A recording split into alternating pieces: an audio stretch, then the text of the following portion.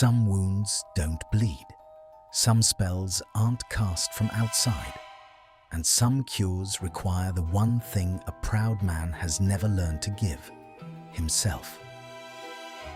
This story begins now. The letter arrived on a Tuesday, which Hermione would later think was fitting. Tuesdays being the most unremarkable day of the week, the day least likely to announce itself as the hinge upon which an entire life might turn.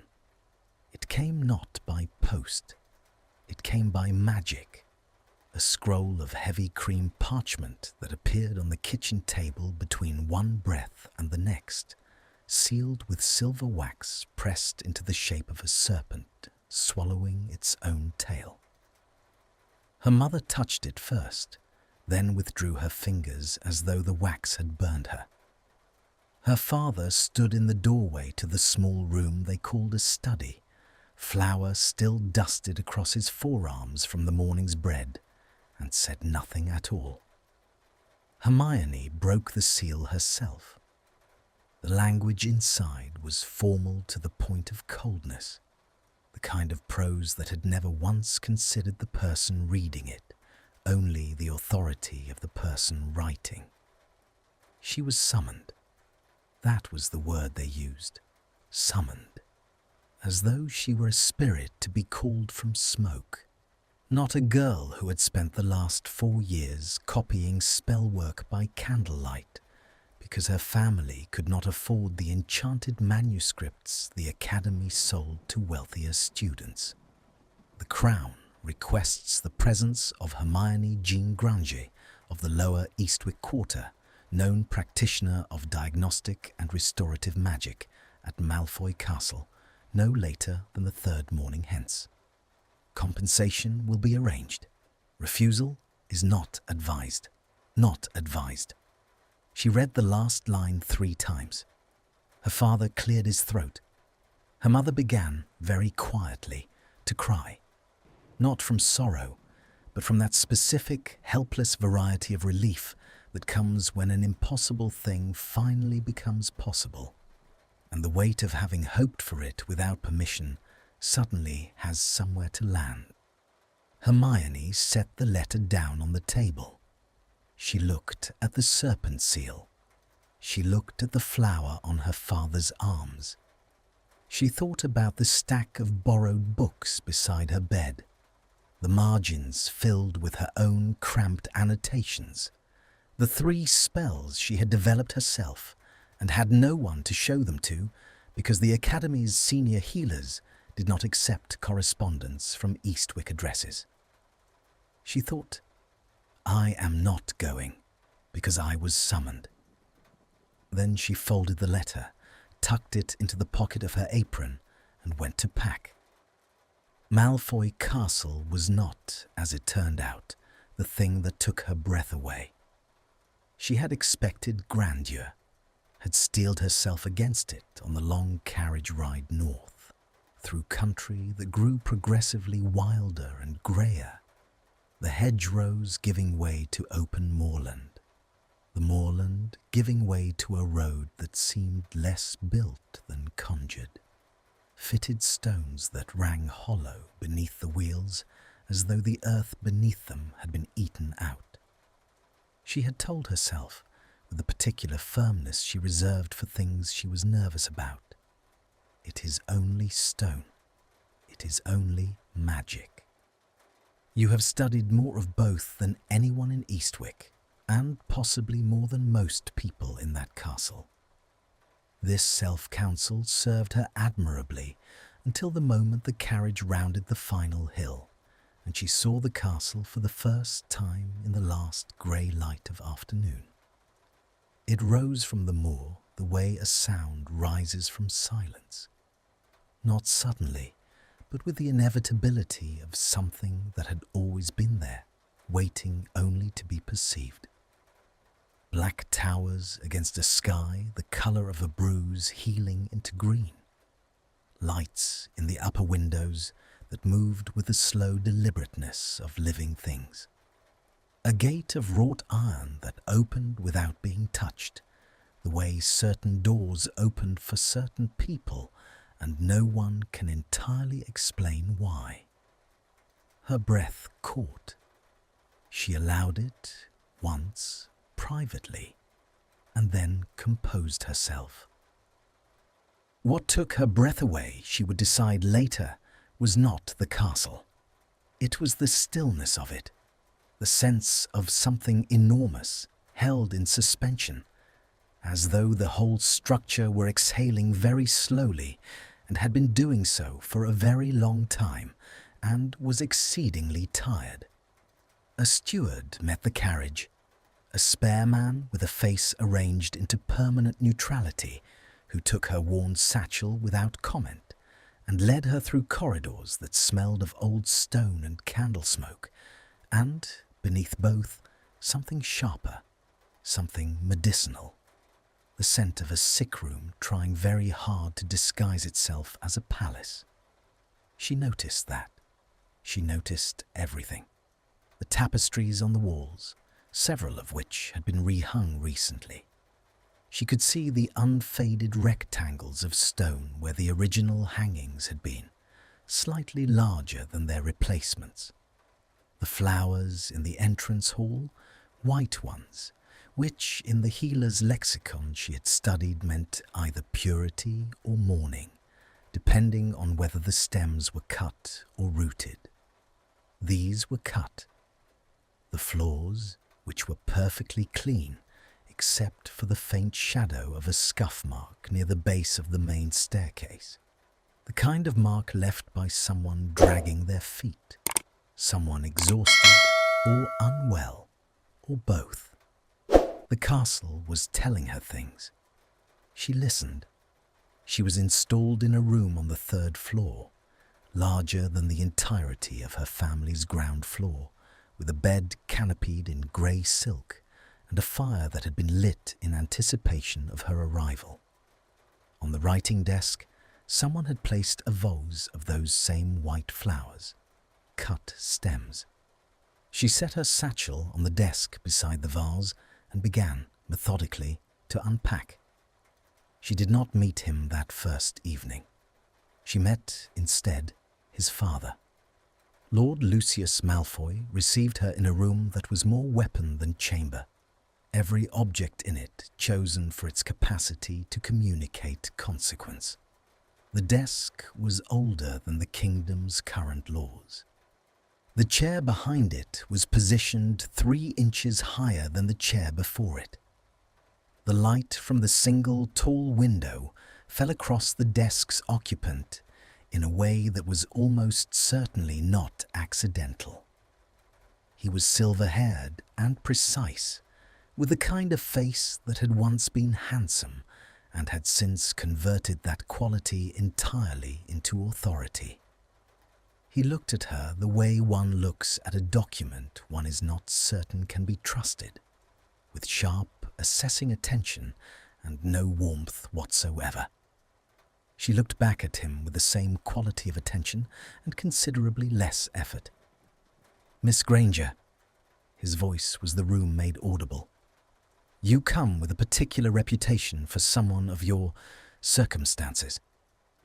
"I come with results," she said, "which I understand is the more relevant qualification, given that your previous healers had considerably more impressive circumstances and are no longer here." A pause. Something shifted almost imperceptibly in the architecture of his expression. Not quite respect, not quite irritation, but the specific stillness of a man recalibrating. "My son," he said, "is unwell. I gathered that from the letter. The nature of his illness is not yet something you are equipped to understand.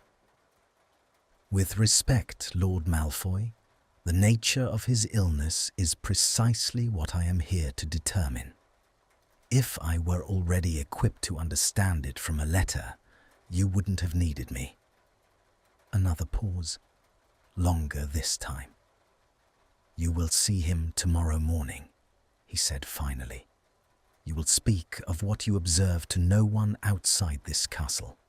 You will conduct yourself with appropriate deference. She thought about the borrowed books, the Eastwick address, the letter that had said refusal is not advised rather than please. Of course, she said, which was not precisely the same as yes.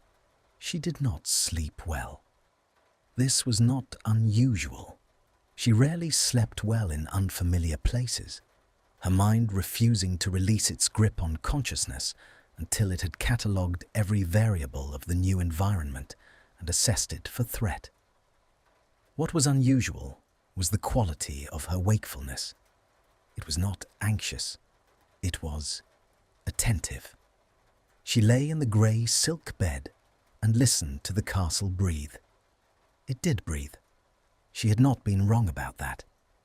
There was a rhythm to the sounds of it, the settling of ancient stone, the movement of air through corridors designed before anyone thought to seal gaps in the mortar, the low, almost subsonic pulse of very old magic embedded in the walls themselves. She had felt that kind of magic before, in the foundation stones of the Academy's oldest building, but there it had been dormant, archival. Here it was, present, alert, troubled. She pressed her fingertips to the wall beside the bed and held very still. The magic in the stone ran through her like a current through water, cold, directive, purposeful. It was oriented. All of it, all the ambient enchantment of this enormous ancient structure was oriented in the same direction, inward, upward, toward a specific point above her head, toward whatever room was directly above hers. She withdrew her hand and stared at the canopy of the bed for a long time. What has happened to you, she thought, in the direction of the ceiling, that the castle itself is paying attention? She had not yet seen his face. She knew only his name, his title, his reputation, the cold precision of the Malfoy line, the pride that was reported to be their most defining characteristic and their most reliable flaw. She had been told by people in Eastwick who had opinions about everything that the young prince was arrogant, exacting, and had once dismissed 3 healers in a single afternoon. She had also been told that he was dying. The castle's magic pressed against the ceiling above her, steady and searching, like a hand laid over a wound. She closed her eyes. Tomorrow, she thought. Whatever it is, tomorrow. The fire had burned low by the time she finally slept, and the shadows in the corners of the room had grown long and particular, pooling in the spaces between the furniture like dark water finding its level. The white flowers on the writing desk had lost their colour in the firelight's absence, become something grey and unreadable, their cut stems angled in the vase at a pitch that, in another context, might have looked like reaching. Outside, the moorland wind moved against the castle walls, and the castle stood against it the way it had stood against every wind for 500 years, immovable, patient, holding everything inside it very, very carefully. In the room above, something stirred, a breath, the shift of weight on old floorboards. A pause so long and so loaded it was almost a sound in itself. Then silence again, drawn tight as a wire. She was awake before the steward knocked. She had already dressed, practical dark wool, her hair pinned back with the focus of someone who could not afford to be distracted by it, her satchel repacked with the specific instruments she had selected the night before based on the scant information available. Diagnostic wands, 3 of them, graduated by sensitivity, a set of detection stones. the journal in which she had been developing her own theoretical framework for enchantment-based illness, its pages dense with her handwriting, margins cross-referenced in 4 different ink colours. She followed the steward up 1 flight of stairs. The corridor on the 4th floor was different from those below, quieter, narrower, the magic in the walls here more concentrated. She could feel it pressing against her as she walked, the way deep water presses against the body. Not hostile, watchful. The steward stopped before a door of dark wood and knocked twice. Silence. He knocked again. A voice from inside, low, rough, with either recent sleep or long disuse, it was impossible to distinguish, said, "Leave it outside." The steward glanced at Hermione with an expression that communicated a complex history in a single flicker. She stepped forward and said, clearly toward the door, "I am not a tray." Another silence, different from the first. Then slowly, as though the decision cost something, the latch moved and the door opened, and she saw him for the first time. He was taller than she had pictured, leaner, the kind of build that spoke of a frame that had recently lost something it had not finished deciding how to carry. His hair was dishevelled in the specific way of someone who has been awake for a very long time and has stopped caring about it, which she suspected was not his natural state. His face was... She looked at it honestly, clinically, the way she looked at everything. Pale beyond ordinary pallor, with a sharpness to the cheekbones that was just on the wrong side of the line between aristocratic and hollowed. His eyes were grey, not warmly grey. The grey of the sky through the window behind him, overcast without depth, refusing to show what was behind them. He looked at her. She looked at him. "You?" he said, with a quality of flatness that she recognized as the voice a person uses when they have already exhausted the register that would convey what they actually mean, "are not what I expected." "No," she agreed. "I rarely am." His gaze moved over her once, not with interest, she thought, but with the automatic cataloguing of someone who had been trained from birth to assess and rank every person they encountered. She watched him do it. She watched the precise moment he arrived at his conclusion. She held his gaze and waited to see what he would do with it. What he did was step back from the doorway, not warmly, not with invitation, but with the stiff, economical movement of a man observing a formality he resented. And she understood this to be as close to come in as she was likely to get. She walked past him into the room. The castle's magic, dense and purposeful, pressed around her like a held breath. The room was a contradiction. That was the first thing she catalogued, standing just inside the threshold with her satchel strap cutting into her palm and the door closing behind her with a sound like a held breath released. A prince's chamber. The bones of it were unmistakable. The high coffered ceiling, the carved stone fireplace broad enough to stand inside, the tall windows that looked out over the moor with the proprietary confidence of architecture that has never once doubted its right to the view. But the room had been adjusted, inhabited in a way that resisted its own grandeur. The formal writing desk was buried under parchment. The shelves held not decorative volumes, but working ones, spines cracked, pages marked with scraps of cloth. A chair had been dragged from its appointed position to the window and left there at an angle that suggested it had not been moved back, because moving it back would have required caring about the room's arrangement, and caring had become, at some point, too expensive. The bed had not been slept in. She noted this without remarking on it. Draco Malfoy crossed to the window and stood with his back to her, looking out at the moorland grey. His hands, she observed, were at his sides, not clasped, not pocketed, simply hanging with the particular stillness of someone actively restraining them from some other posture. "You can set your things down," he said to the window. "You won't be here long." She set her satchel on the cleared corner of the desk and began, unhurriedly, to remove her instruments. "That will depend on what I find. It will depend on whether you find anything worth staying for."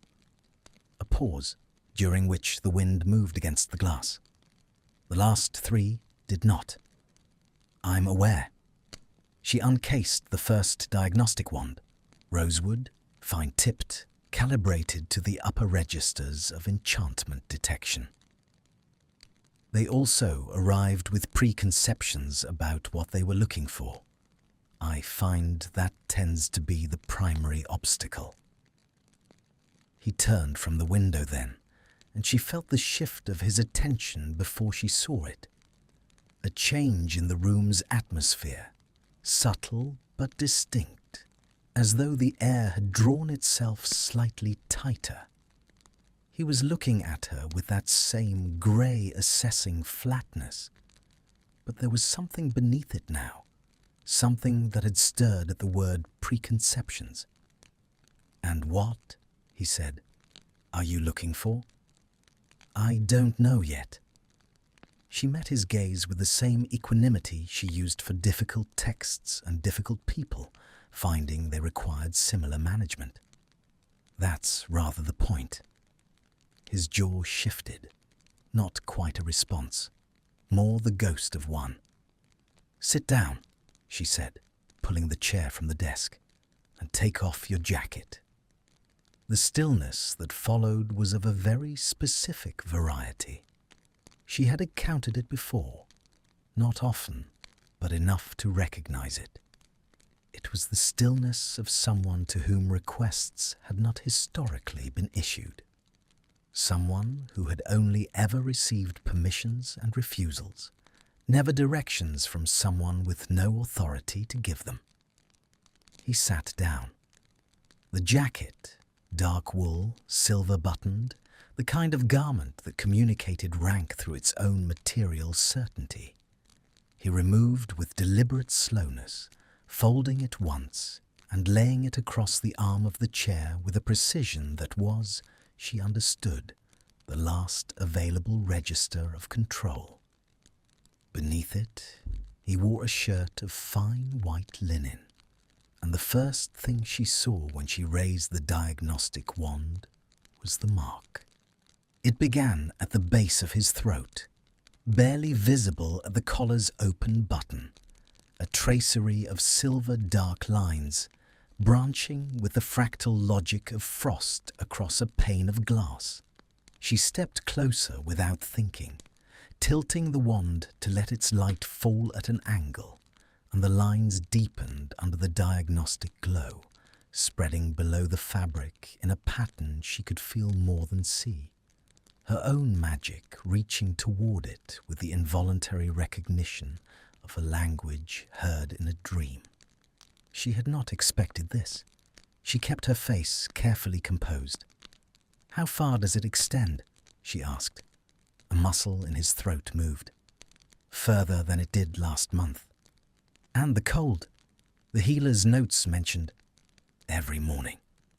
His voice had flattened entirely, stripped of inflection the way stone is stripped of moss, deliberately exposing something harder beneath. Like being submerged, it passes by midday, mostly. She pressed 2 fingers very lightly to the side of his neck, just below the lowest visible branch of the mark. She felt him go absolutely rigid at the contact, not flinching away, but seizing inward, every muscle locking with the precision of someone who has decided not to react, and is enforcing that decision through sheer structural will. The mark was cold beneath her fingertips, not skin cold. Cold in the way deep well water is cold, coming from somewhere far below the surface, from a depth that doesn't know about warmth. "This is not an illness," she said quietly. "I know that. The previous healers treated it as one. I know that too." The words were even, but the evenness itself was a kind of pressure. "Which is why they are previous." She withdrew her hand and stepped back, looking at the visible portion of the mark with the full, undivided attention she gave to problems that interested her. And it did interest her, despite herself, despite the stiff, guarded creature sitting in the chair before her, radiating hostility like a low-grade hex, despite the weight of the castle and the silver wax seal and the word summoned. The mark interested her the way a locked room interests her, not because she needed to be inside it, but because she could not yet see the mechanism of the lock. She pulled her journal from the satchel and opened it to a clean page. "I'm going to ask you questions," she said. "I need you to answer them accurately, not decorously." His eyes narrowed a degree. "Meaning?" "Meaning, I need the truth rather than the version of it that doesn't reflect poorly on the House of Malfoy." The silence that answered this was so sharp it had an edge. "Ask," he said finally. She asked. For the better part of an hour she asked, and he answered, initially in the clipped, stripped-down sentences of someone rationing information, but gradually, incrementally, with the slight loosening that comes when a person begins to understand that the one questioning them is not looking for weakness to exploit, but for data to use. She asked about the progression of the mark, its temperature variations, whether it responded to standard warming charms. She asked about his sleep, his appetite, the precise quality of the cold that came each morning. She asked about the onset, when, what circumstances, whether anything had occurred in the days before it first appeared. At this last question, he went very still. "That's not relevant," he said. "I'll determine what's relevant." "Some things," he said, with a quietness that was somehow louder than volume, "are not for your journal." She looked at him steadily. Something had shifted in the room, the temperature of it, not physically but atmospherically, a change in what the air was carrying. She could see his hands on the arms of the chair, the knuckles bone pale against the wood. "All right," she said, not conceding, filing. She made a note in the margin of her journal, not about what he'd said, but about the way he'd said it, the particular quality of the silence that had preceded it, the hands. She had seen that posture before, not in a sick room, in a library, in a text she had found in the Academy's restricted collection, a slim volume on curse theory that the senior healers kept locked behind glass and had never once offered to the scholarship students. She had read it in 3 hours one winter evening, her finger on the page and her candle burning low. And she had thought at the time that the category it described was theoretical, historical, the kind of dark enchantment that belonged to old wars and older grievances, not to the present day. She looked at the mark branching below his collar. She looked at the hollow above his cheekbones and the sleepless shadows beneath his eyes and the bed that had not been slept in. She thought, it is not theoretical. "I need to examine the full extent of the mark," she said. "I need to map it accurately, which means I need to see all of it." Another quality of stillness, different from the others. This one was not controlled. This one was the involuntary arrest of a person confronted with something they had been, without quite admitting it to themselves, dreading. He reached for the first button of his shirt. She turned to her satchel and made a careful, unnecessary adjustment to the arrangement of her detection stones, giving him the privacy of her averted attention. And when she turned back, he was sitting with his shirt open and his jaws set at an angle that was not quite pride and not quite pain, but occupied the exact uncomfortable territory between them. The mark covered his chest entirely. It spread from the base of his throat in those same branching silver dark lines, fractal and precise, reaching over his sternum, curling around his ribs, extending in twin branches across the upper planes of each shoulder. She had to steady herself, clinically, against the intake of breath that wanted to come. It was beautiful in the way that dangerous things are beautiful, the way lightning is beautiful, or the geometry of a breaking wave. There was an internal logic to it, a grammar. She could almost read it, the way she could almost read very old magical script, sensing meaning beneath the unfamiliar surface. She raised the diagnostic wand. The mark responded immediately, the lines brightening under the wand's light, deepening from silver dark to something closer to the blue-black of deep water. And she felt it again, that reaching recognition, her own magic straining toward it like a compass needle toward north. She moved the wand slowly, methodically, from his throat downward, and tracked what the wand told her in the journal with her other hand, writing without looking at the page, her eyes fixed on the pattern. He sat very still throughout. The quality of his stillness had changed again. It was neither the rigidity of controlled reaction nor the stiff formality of a man preserving rank. It was something rawer, the stillness of someone who has stopped performing and is simply enduring. She finished the mapping and lowered the wand. "It's a binding enchantment," she said quietly. He said nothing. "Not cast on you from outside.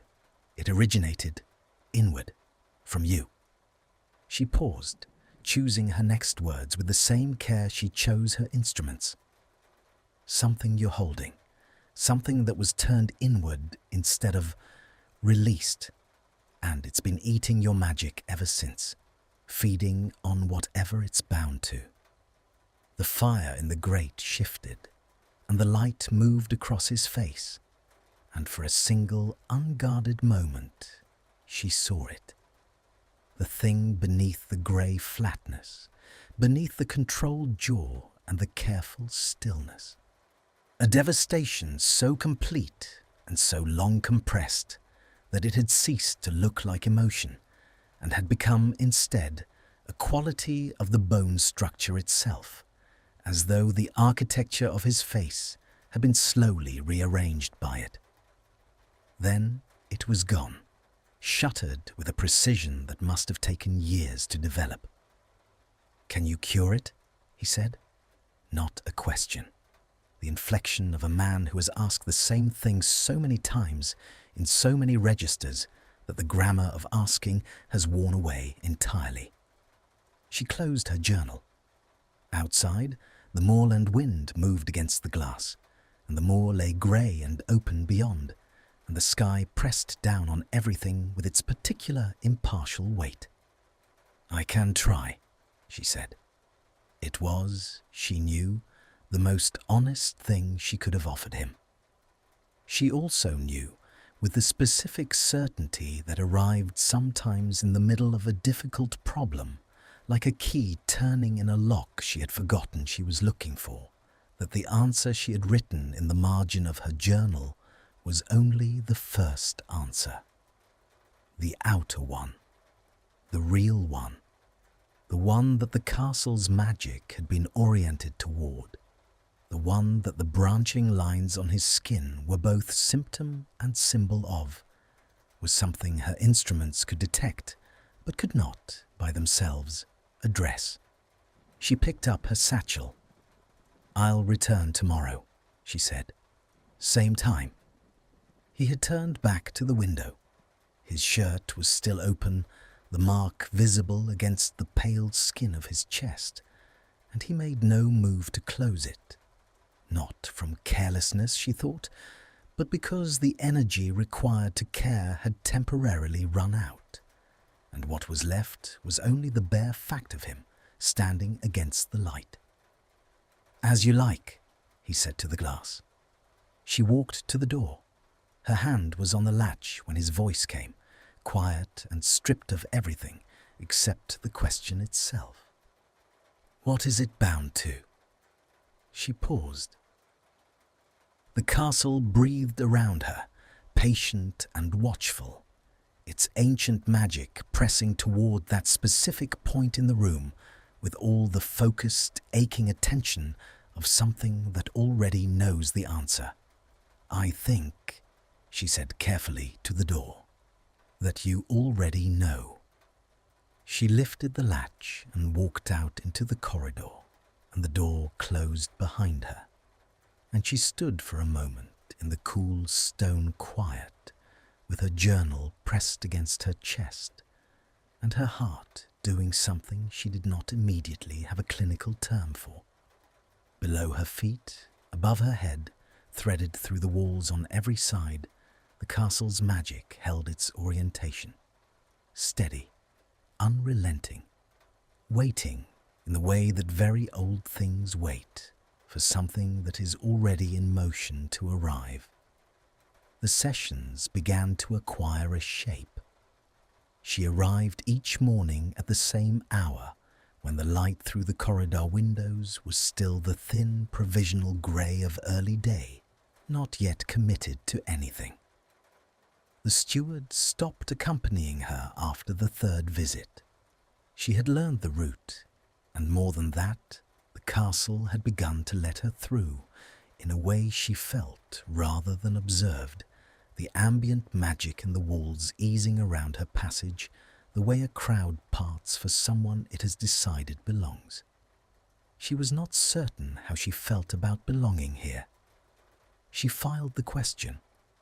Draco was always awake when she arrived. She suspected he had not been sleeping, not from laziness or lordly indifference to schedule, but because the nights were, for him, the worst of it. He had not said this directly. He had said it in the way he held himself at that hour, the particular economy of movement that spoke of a body managing a larger expenditure than it was showing, the faint tightness around his eyes that disappeared by afternoon as the cold, whatever it was, receded to its daytime depth. She did not mention this. She arrived, she set out her instruments, she worked. He sat in the chair by the window, always that chair, she noticed, always positioned at the same angle to the glass, as though the view of the moor were a specific medicine he was dosing himself on. He answered her questions. He endured the diagnostic work with that particular effortful stillness. And he watched her when he thought she was not watching back, with an attention that was... She searched for the accurate word, discarding several that were imprecise. Reluctant. The attention of someone who has decided not to be interested and is finding the decision harder to enforce than anticipated. She was not unaware of being watched. She simply chose, for now, not to respond to it. What she responded to instead was the mark. It was extraordinary. She could admit that in the privacy of her own mind, in the margins of her journal where she allowed herself a vocabulary her clinical notes did not use. Every morning she mapped it again, tracking infinitesimal changes in its spread and temperature, and every morning it showed her something new.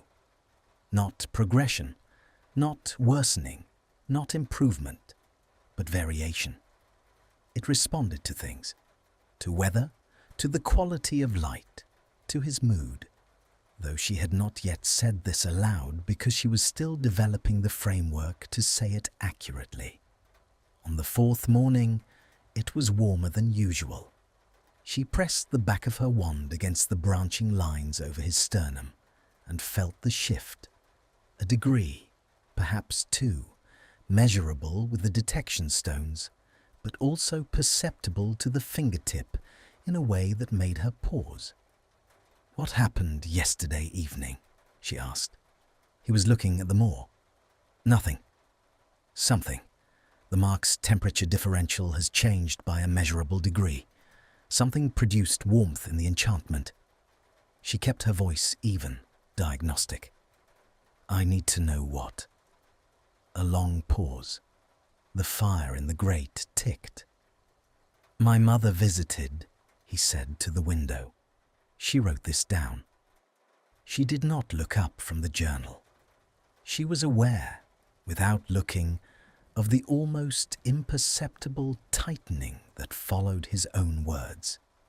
The instinctive recoil of a person who has given away more than they intended with fewer syllables than they anticipated. "Does she visit often?"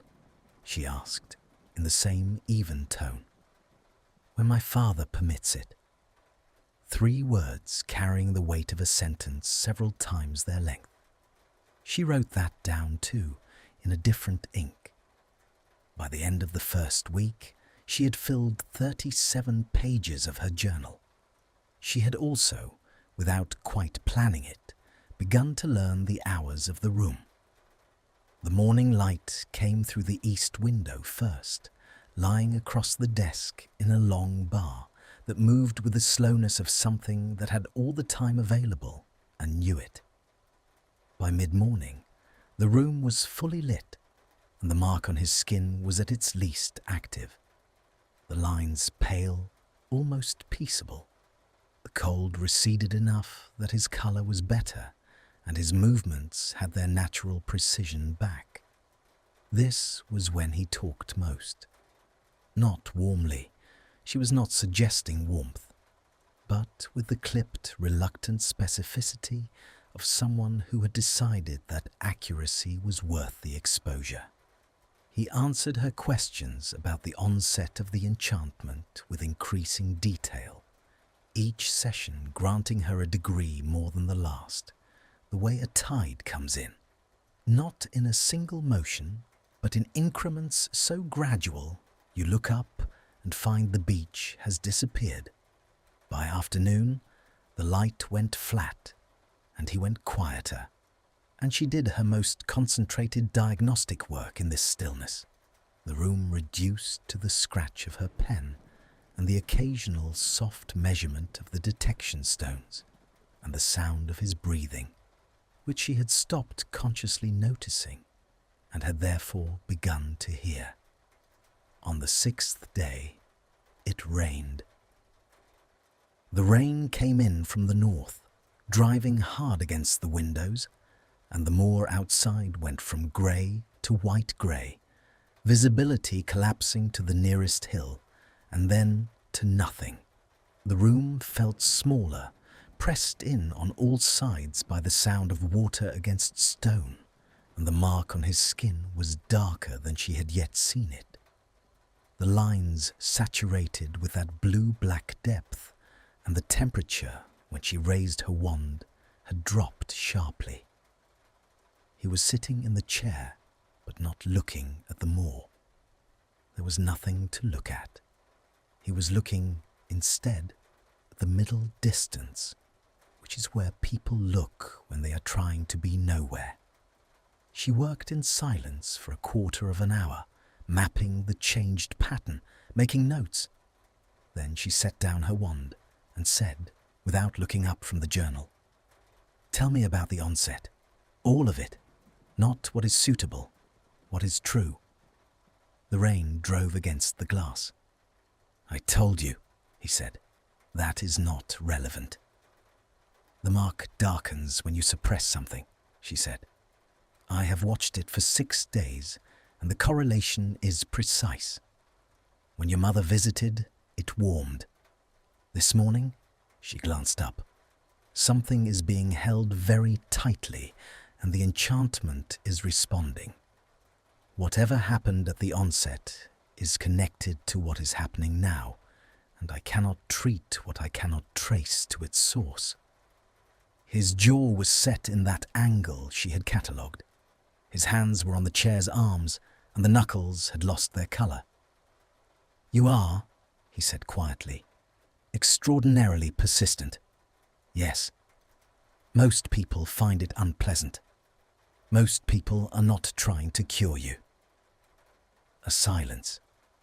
The rain escalated, the sound of it filling every available space in the room, and somewhere deep in the walls, the castle's old magic responded to the weather with a low, subsonic tremor she felt in the soles of her feet. Then he said, still quietly, still to the middle distance, "There was a girl. She kept her pen moving, steady strokes, clinical. At the Winter Assembly 3 years ago, she was—" A pause, brief and cutting. "Not from the court, not from any family with standing. She had been brought as a musician's companion, some distant relation. And she was—" Another pause, with a different quality, something in it that was not past tense despite the grammar. "Remarkable, in the specific way that things are remarkable when you have spent your entire life surrounded by things that are merely expensive." Hermione wrote nothing on this page. She was listening too hard. "I did not act appropriately." The words came out flat and deliberate, fitted stones laid one after another. "I said things that would have been considered correct by everyone in the room who heard them, because the room was full of people who organized the world the way my father organized it, and in that organization she was negligible. And I said it, because that was what was expected, and because I was—" The knuckles, she saw, were white now, fully white, the blood gone entirely. 20 years old and a coward, and it was easier to be what the room expected than to be what I actually— He stopped. The fire shifted. The rain pressed. "She left that night," he said. "I don't know what became of her. I never—" The sentence ended, not with words, but with silence of a very specific shape, the shape of something that has been carried for 3 years in a space too small for it. The mark on his chest was the darkest she had yet seen it, the lines pulled tight with a density that was almost physical, almost visible through his shirt. She looked at her journal. She had not written anything in 4 minutes. She said, carefully, "And afterward, when did the mark appear?" 3 weeks later. He finally looked at her, and the grey of his eyes had something live in it now, something that had been moved to the surface by the telling and had not yet retreated. My magic started to diminish, like a fire with insufficient air. And then the lines appeared, and I understood that I had done something that my own— He touched his chest, briefly, without seeming to mean to, that some part of me could not simply continue past. She held his gaze, and she thought about the slim volume on curse theory, about the specific category of enchantment it had described, not cast from outside, but generated from within, from the forcible compression of something the soul recognized as wrong, even when the mind had rationalized it as necessary, a binding that fed on the unresolved. that grew with every year it was not addressed. "It's a conscience mark," she said. He went very still. "The old texts call them that. They're not common. They require a specific convergence of strong magical ability and strong—" She paused, selecting the word with care. "Strong moral sensitivity. The magic turns on itself. It can't move past what the person can't move past." The fire, the rain, the long, taut silence. "That is," he said, with a precision that was covering something considerably less precise, an extremely uncomfortable diagnosis. "Yes," she agreed. "I imagine it is." She began to pack her instruments. Her movements were methodical. Each item returned to its case, with the deliberate attention of someone giving themselves something to do with their hands. She was aware of him watching her with that reluctant, effortful attention. She was aware of the mark, of what it meant, of the thin volume's theoretical framework clicking into alignment with what she had mapped across 37 pages of observations. She was also aware, with a precision that had nothing to do with her instruments, of the way the room felt different now, as though something that had been sealed had been opened and the air was moving through it for the first time in a very long while. She closed her satchel. "Tomorrow," she said, "I want to begin the first stage of treatment. It will require—" She thought carefully about the phrasing. "Cooperation of a different kind than these sessions have so far required." He was watching her from the chair. The grey of his eyes in the rain-flattened light was the colour of the moor through the window. Not empty. She had been wrong about that on the first day. Not empty at all. Full of weather. "What kind?" he asked.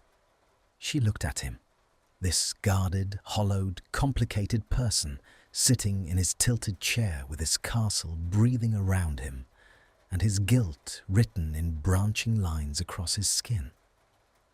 And she thought about the textbook's treatment protocols and the way the castle's magic pressed upward and inward, and the 37 pages of observations, and the thing she had written in the margin of the journal on the very first day in a hand slightly less steady than her usual. "Honest ones," she said. She walked to the door. Behind her, in the rain-pressed quiet of the room, she heard him breathe, slow and slightly uneven, and very much like a person standing at the edge of something high, looking down. She did not turn around, but her hand on the door handle was not, she noticed, entirely steady.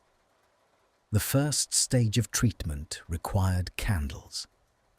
Hermione had spent the previous evening in the castle's library, a room she had discovered on her second day and had been quietly rationing herself on ever since. The way one rations something that could become a problem, cross-referencing everything she could find on conscience marks against her own theoretical framework, working by the light of a lamp that burned low and gold across pages that smelled of aged vellum and something resinous, like old forests preserved in ink. The texts agreed on the mechanism. They disagreed, with the vigorous specificity that only very old scholars disagreeing with each other across centuries could achieve on the treatment. But beneath the disagreement was a consistent thread. The enchantment could not be dissolved from outside. It could only be addressed, met at the level at which it had originated. Magic of this kind responded not to counterspells, but to the precise emotional frequency that had generated it in the first place, and that frequency could only be accessed through deliberate, sustained exposure to its own resonance. In practical terms, he had to feel it, not manage it, not contain it in the careful architecture of controlled stillness he had spent 3 years perfecting. Feel it with full awareness in a structured and witnessed space. The candles were for the space, specific ones. She had found them in a supply room off the library, tall white ones made with a particular wax composite that amplified magical resonance the way a tuning fork amplifies sound. 7 of them, arranged in a pattern derived from the 3rd appendix of the most credible text she had found, placed around the chair in a configuration that would, in theory, create a contained field of ambient magical sensitivity. In theory. She did not mention the in theory part to Draco. He looked at the candles with an expression that communicated, with considerable compression, that he found them undignified. "This is the treatment," he said. "Part of it. Candles. Resonance amplifiers," she said. "The wax composite has specific magical properties that... they are candles." "They are candles," she agreed, "that will allow me to monitor the mark's response during the session with significantly more precision than the diagnostic wand alone provides. Sit down, please." He sat down. He looked at the candles with continued skepticism.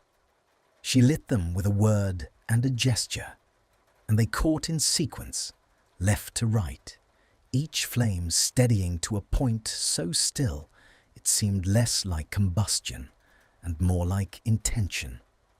And the quality of the light in the room shifted, warmer, denser, with a faint, luminous pressure she could feel against her skin, like the approach of a change in weather. The mark responded immediately.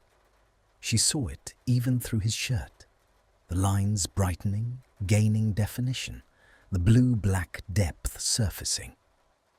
She pulled her chair to face his, close enough for the work, and set her journal on her knee. "I'm going to ask you to do something that will feel counterintuitive," she said. He was watching the candle flames with a studied neutrality that was its own form of attention. "When has anything you've asked me to do felt intuitive? I need you to stop managing it." His gaze moved to her face, slow, precise. "The enchantment," she clarified. "The way you hold it. Here." She touched her own sternum briefly, indicating, "You've been containing it rather than experiencing it. I understand why. It's the functional response to something that would otherwise be debilitating. But the containment is part of what's feeding it. The pressure of the holding is what the mark is living on. The fire, the 7 still flames, the early morning quiet of the room. You're asking me," he said, "to simply... Not simply. Nothing about this will be simple." She met his gaze and held it, and said with the particular directness she had learned was the only register that reached him fully. "I'm asking you to trust the space. The candles create a contained field. Whatever is expressed here stays here. I'm asking you to let the mark have what it's been demanding, and let me observe what happens when you do." Something moved through his face, not visible enough to name, but there, the way a current moves through water, betrayed only by the surface tension, the faintest disturbance of the stillness.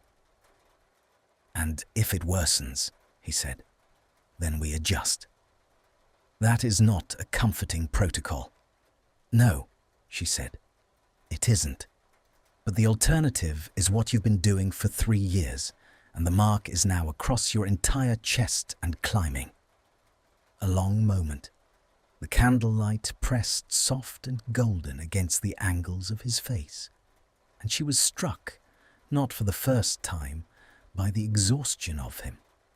Not physical, or not only physical, but the deeper variety, the kind that comes from the sustained effort of being something you have constructed, rather than something you simply are.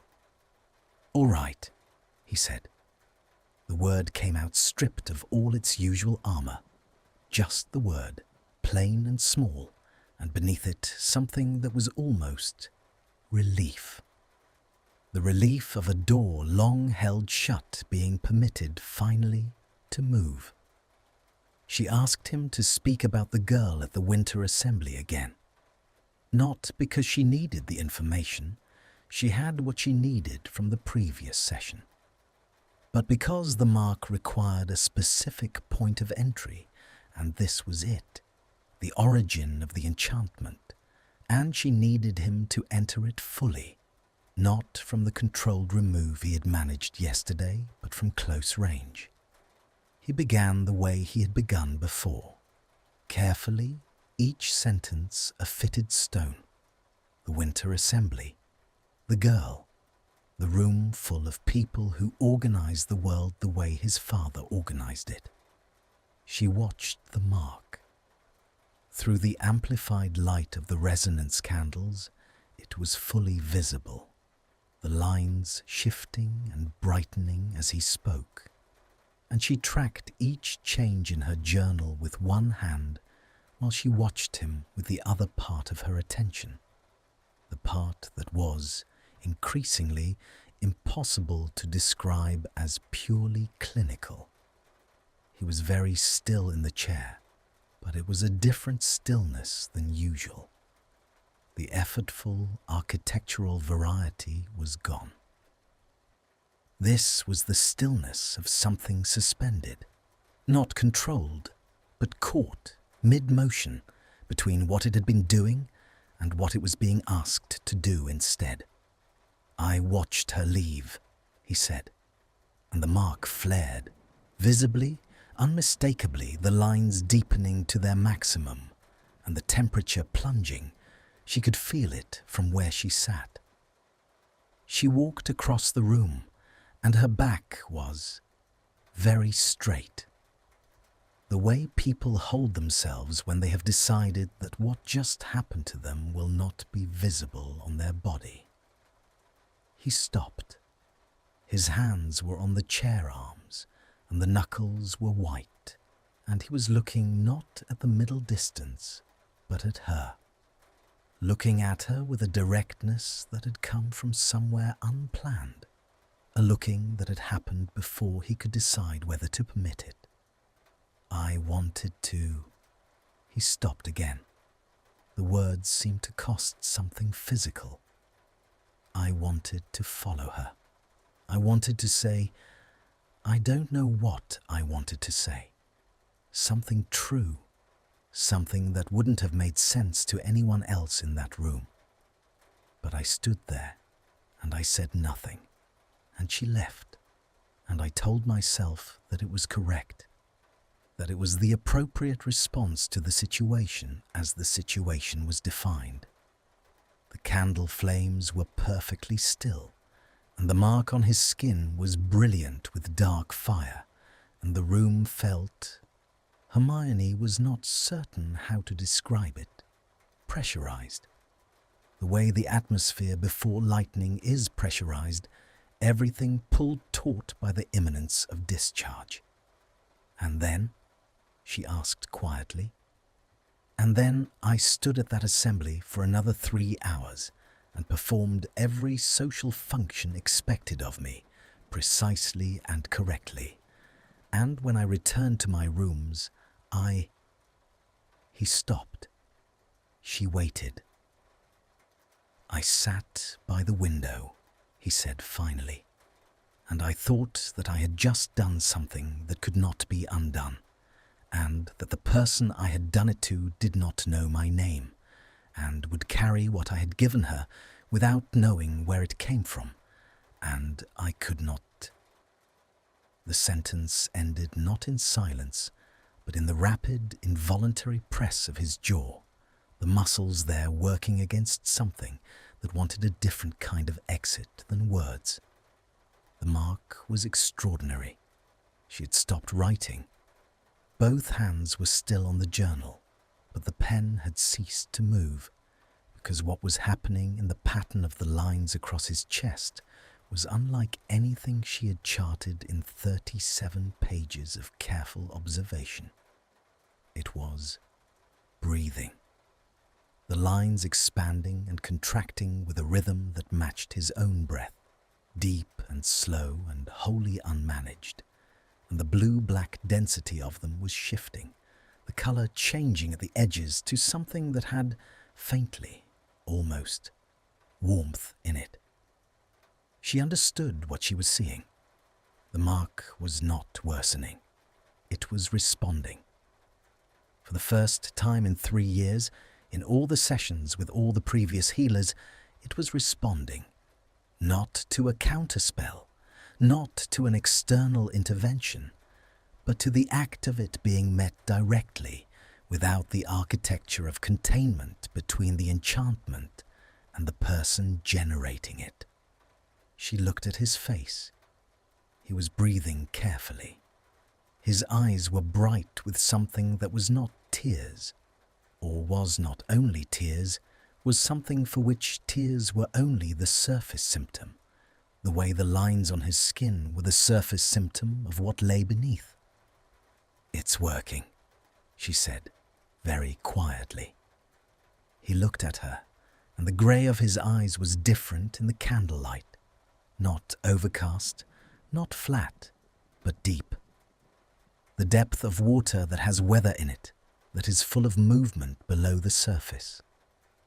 "What is working?" he said, with a roughness in his voice that was entirely new. "The mark is changing. The temperature is, it's shifting. The resonance is..." She glanced at the detection stones, which were showing readings she had not seen before, gradations of colour in the upper spectrum of magical sensitivity. "It's different, measurably different." He looked down at his chest. The lines were still dark, still present, but their character had changed in the way a storm's character changes when the pressure begins to release. Still the same elements, but rearranged, altered in some essential property. "That," he said, "is from talking about it." "From not containing it," she corrected. "There's a distinction." He looked at her again, and this time the looking did not come with its usual calculated quality, the assessment and ranking. It came plainly, without framework. She was not certain either of them knew what to do with that. She made herself look back at the journal and write something. The pen moved across the page. She was not entirely certain what she was writing. "We should do this again tomorrow," she said. "Every morning," she said. "The change needs to be sustained for the mark to begin genuine regression. If we stop, it will reconsolidate around the..." "Every morning," he said. Not a question, not an agreement precisely. Something between them, which was different from either. The candles burned without flickering in their 7 still points of light. The morning had progressed without either of them noticing, the grey of early day giving way to something almost luminous. The clouds outside thinned enough to let a pale gold through the east window, and this new light lay across the floor between their chairs in a long, quiet bar. She began to pack away her instruments. He remained in the chair, and she could feel him watching her, and she did not turn around, and the room held its new quality of atmosphere, opened, like a window that has been shut too long against whatever needed to come in. "Granger," he said. She paused. "What you said yesterday?" A brief stillness. "About honest cooperation." "Yes," This is... He seemed to be choosing from several possible endings, discarding each, arriving finally at the only one that was accurate. Not what I expected honest to feel like. She turned then. She looked at him in the candlelight and the new pale gold, and the room that smelled of resonance wax and old stone, and, beneath both, the faint, clear scent of something shifting. "No," she said. "It rarely is." She lifted her satchel. Outside the window the clouds parted further, and the light strengthened, and the moor appeared out of the thinning grey with the sudden, unannounced clarity of something that had been present all along, waiting only for the weather to move. And the mark on his skin, in the quiet of the room, pulsed once, steady and slow, like the first full breath after a long time of breathing shallowly, and held, for just a moment, the very faintest trace of warmth. He cancelled the session on Monday. The note arrived with the morning steward, a single line on Malfoy parchment, no greeting, no signature, as though the sender had decided halfway through that even those courtesies were a form of explanation he was unwilling to provide. The session will not take place today. That was all. 7 words, written in a hand she recognized from the annotations she had seen in the books on his shelves. Precise, slightly compressed, the letters of a person who had been taught penmanship as a form of discipline and had never quite forgiven it. She stood in the corridor outside her room and read the note twice. Then she folded it, tucked it into her pocket alongside her journal, and went to the library. She told herself this was practical. She had work to do. The theoretical framework for the treatment's second stage required corroboration from at least 2 more primary sources, and she had identified 3 possible texts on the upper shelves of the eastern alcove that she had not yet examined. She told herself the note was not significant. A cancelled session was a cancelled session.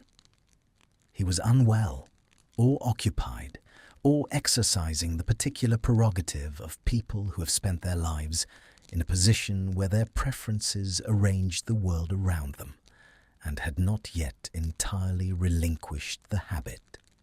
She found the texts. She read them.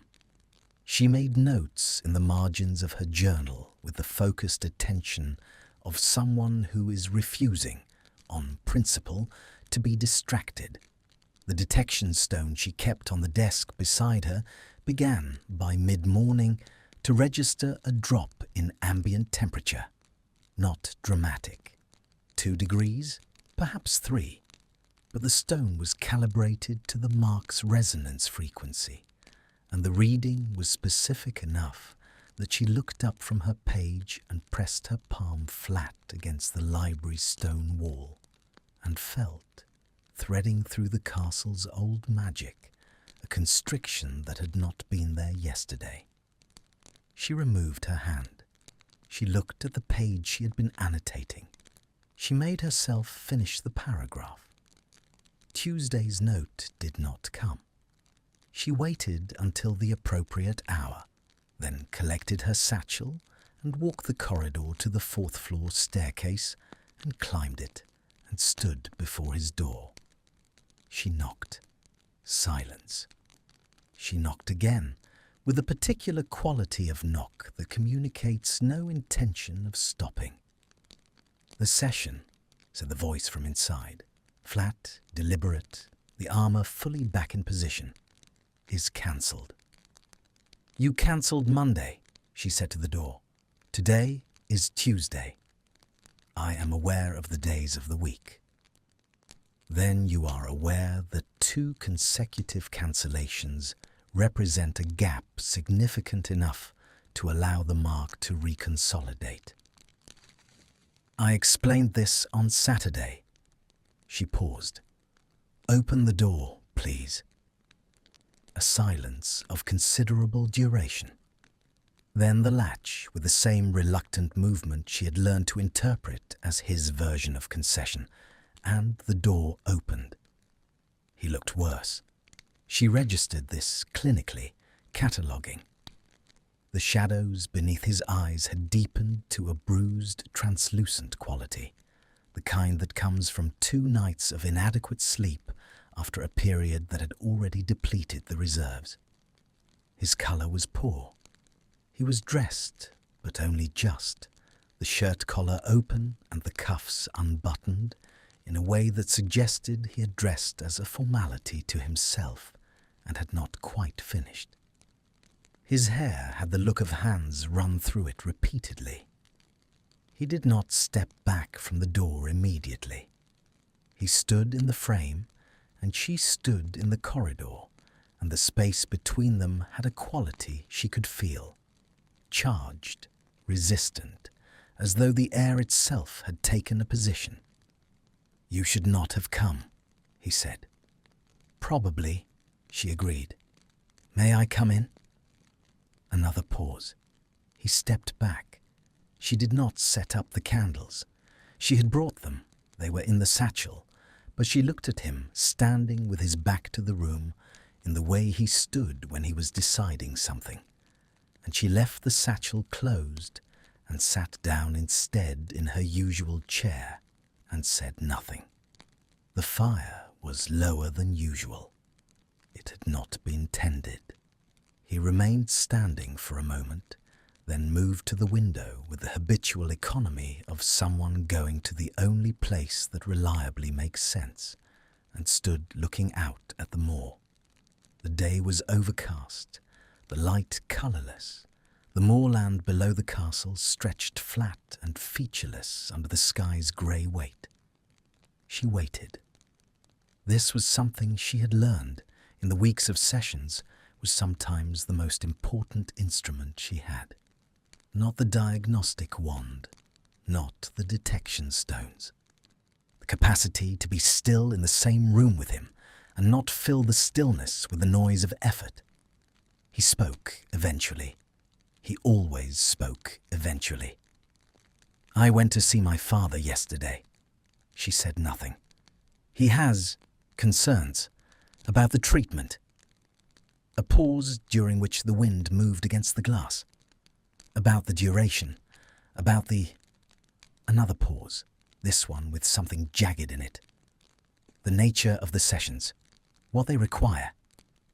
"He objects to the method," she said. "He objects to..." Draco stopped. His hands at his sides had closed. Not clenched. Closed.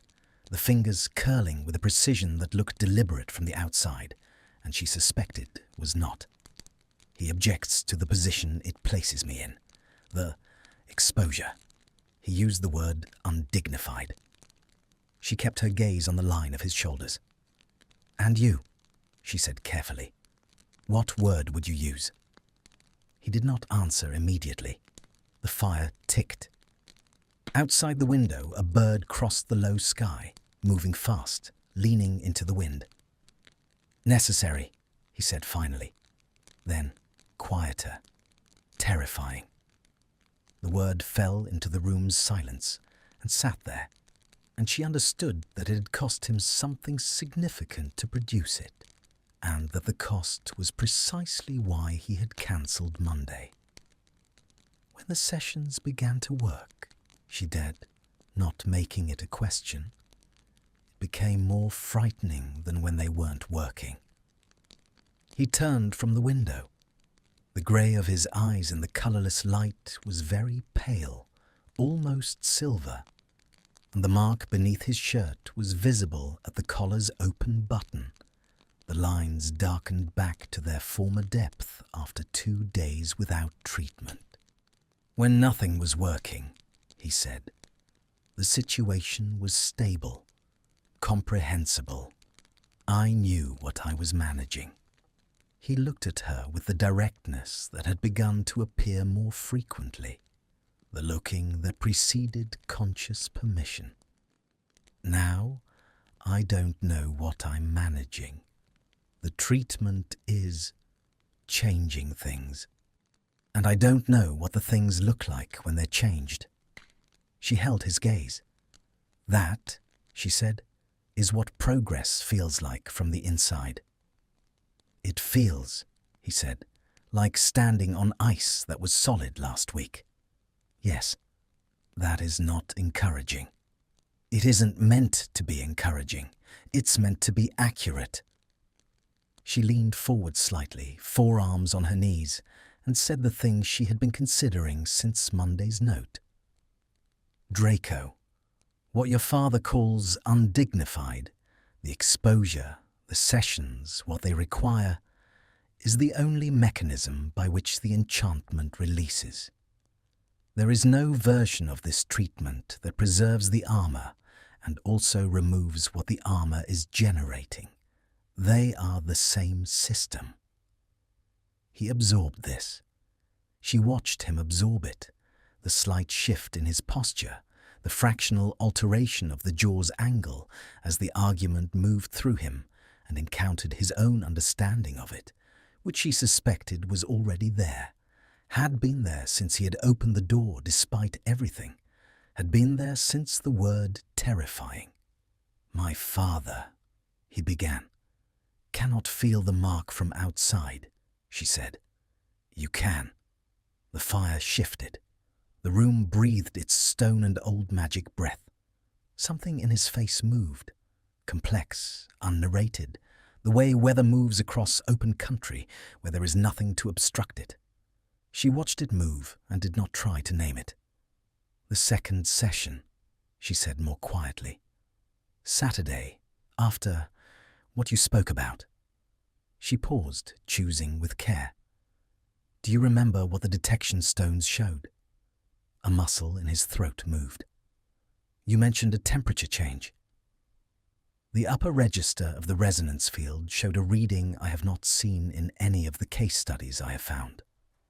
She held his gaze.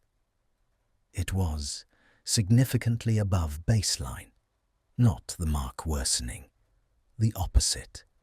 For the first time in 3 years, the enchantment showed evidence of genuine release, not suppression, not containment.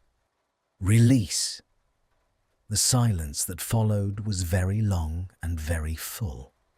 She was aware, in it, of the precise distance between her chair and where he stood, the room's dimensions, the fire's low warmth at her back, the way his breathing had slowed and deepened, the way breathing does when a person has stopped performing a respiratory rate and let the body take over. You should have led with that, he said. You should have opened the door on Monday, she replied. The ghost of something crossed his face. Not quite a smile, because the architecture was not yet available for that, but the immediate precursor to one, the alteration of the muscles around the eyes that, in a less guarded face, would have already arrived at its destination. She felt it in her sternum, a small, precise impact, like a stone dropped into still water. She looked down at her journal. Shall I set up the candles? She said.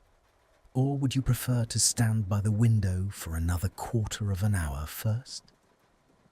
When she looked up, he was watching her with that reluctant, effortful attention, and it was not reluctant in the way it had been on the first day, assessed and ranked from behind glass. It was reluctant in the way of someone who has stopped pretending they don't want to look and is disconcerted by what stopping the pretense reveals. The candles, he said. She opened her satchel. She arranged the 7 resonance candles in their configuration, taking longer than necessary, her movements deliberate and contained. She was aware of him settling into his chair behind her, the familiar sound of it, the slight shift of weight, the specific quality of the silence that meant he had arrived at the decision to stay and was now actually staying. She lit the candles and turned to face him and sat down. In the amplified light, the mark was very dark against his skin at the collar. She looked at it with clinical attention, and beneath the clinical attention, running parallel, something else, something that had been growing with the same slow inevitability as the sessions themselves, the same incremental, undeniable progression that she had been documenting in her journal in the margin notes she used when clinical language was insufficient. She had not given it a name. She would not give it a name. She opened the journal. "Tell me something true," she said. Their agreed entry point, established on the third session. A phrase they had arrived at because begin wherever you need to was too unstructured, and start from the onset was too narrow. And tell me something true had found, between those two inadequate anchors, exactly the frequency required. He was quiet for a moment. The candles held their 7 still points. The mark shifted and breathed. "I have been thinking," he said slowly, "about what you said, about honest cooperation." A pause. "I have been trying to determine whether there is a version of this that does not require—" He stopped. "Require what?" she said quietly. He looked at her across the candlelit space, and the grey of his eyes was the deep kind, the weather-full kind, and his hands were open on the chair's arms, not gripping, not closed, open, which was new, which was the newest thing in a room that had been showing her new things for 3 weeks. "Trusting you," he said. The fire, the 7 flames, the long, particular silence. "And," she said, when she was certain her voice was level, "have you determined whether there is such a version?" He held her gaze. "No," he said. The mark pulsed once, slow, deep, with that trace of warmth at the edges that she had first seen on Saturday, and that the detection stone beside her chair was already registering, its colour climbing into the upper spectrum with the faithful precision of something that only reports what is actually there. She wrote in her journal. Her handwriting was, she noticed, slightly less regular than usual. The letters of the word she had written, progress, were unevenly spaced, as though the hand that formed them had been attending to more than one thing at once. She did not correct it. The crisis came on a Thursday before dawn. She knew it before she was fully awake. The detection stone on her nightstand, which she had begun keeping there as a precaution she had not admitted to herself, was a precaution, flared from its resting colour to a deep, saturated blue-black that lit the underside of the bed's canopy like cold fire. She was sitting upright before she had consciously decided to move, her hand already reaching for her satchel on the floor beside the bed, her feet finding the cold stone floor with the automatic precision of someone whose body had been quietly preparing for exactly this. The corridor was dark. The castle's nightlights, enchanted sconces that burned low between midnight and dawn, cast thin amber intervals along the walls, the spaces between them filled with shadow dense enough to feel solid. She moved through it without hesitation, her satchel over one shoulder, the detection stone cupped in her palm, throwing its cold blue light across the floor ahead of her. The magic in the walls was different. She felt it the moment she left her room. The ambient current that she had come to know the way you come to know the particular quality of a voice, its usual rhythm and register, was now running fast and shallow, erratic in the way a pulse is erratic when the body is managing something beyond its ordinary parameters. The stone in her palm vibrated with it, a thin, persistent tremor. She climbed the stairs to the 4th floor and moved without pausing to his door and knocked twice. No voice from inside, no latch movement. She pressed her palm flat against the wood. The cold came through it like water through cloth, immediate, pervasive, a deep cold with a source point somewhere beyond the physical, beyond the temperature of the room or the stone or the night air. Her fingers went bloodless against the door's surface. She tried the latch. It was not locked. She did not think this was an oversight. He was on the floor, not collapsed, not unconscious, which her body had braced for, the specific physical preparation for the worst that she had not acknowledged making, until she saw it was unnecessary. He was sitting with his back against the far wall, beneath the window, one knee drawn up and one arm across it. And he was awake, his eyes open, tracking her entrance with a gaze that was present but reduced, like a lamp turned very low, the wick still burning but barely, the light it gave barely sufficient. The room was cold, not the ambient cold of a fire gone out. It was still burning, low but present. This was the mark's cold, the source point cold, and it was radiating from him with an intensity she had not measured before, the air around him visibly different, condensation on the window glass behind his head where his proximity had met the night air beyond it. She crossed the room and crouched before him. His shirt was open. She understood this as information, not accident. He had been here for a while.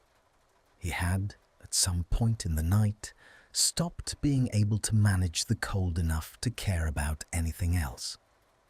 The mark was... She looked at it, and her throat tightened with a response she documented mentally as concern, and did not permit into her hands, keeping them steady, keeping her face composed. The mark had spread. Not dramatically, not a sudden catastrophic expansion, but measurably, visibly, the uppermost branches having extended overnight toward his collarbone.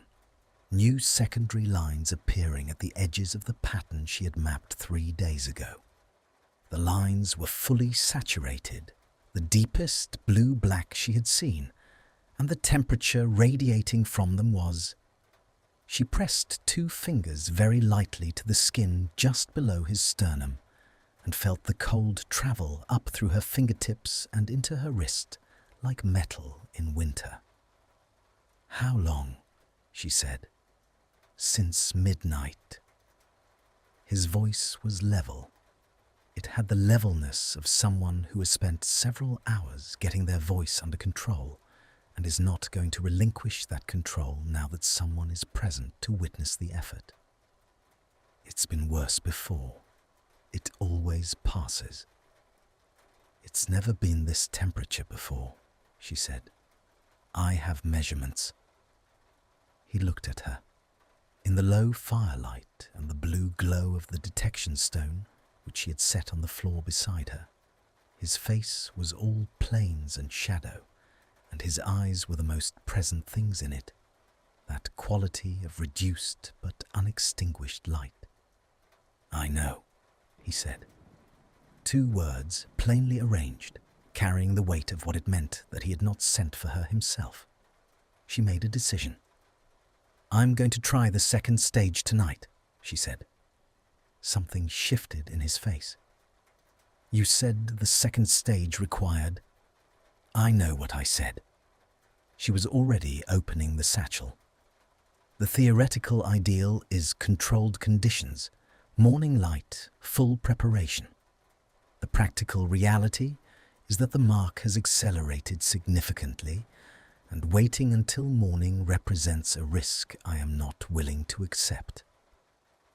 A pause, in which she was aware of him watching her hands as she removed the instruments with focused, economical movements. "You're not willing to accept," he said, with a faint quality she could not immediately classify. Not quite the ghost of amusement, not quite something else. Something that occupied the space between the two. "The patient's risk," she said, not looking up. "It is an expression. Sit still." She arranged the resonance candles, all 7, in the configuration, working faster than usual, the pattern committed to memory after so many mornings. She lit them, and the room shifted, the amplified light pressing the shadows back, filling the cold air with that dense, warm luminosity that she had come to associate with the moment a session properly began, the moment the space became something more than a room. She sat on the floor across from him. It felt appropriate, both of them on the same level, no chairs, no desk between them, no clinical arrangement. The floor of this ancient room, the cold stone of it, the fire at their backs. He looked at the candles and then at her. "The second stage," he said. "What does it require?" She held his gaze. "In the texts, it's called a witnessed resonance. The theory is that the enchantment needs not just to be expressed, but to be received. That the release mechanism requires an external point of acknowledgement, something that completes the circuit." She paused. "I need you to speak about the girl, about what you did and what you felt and what you have been carrying since. And I need you to do it without the containment, fully. And I need to be present for all of it and not look away. The fire, the 7 flames, the cold, saturated air between them.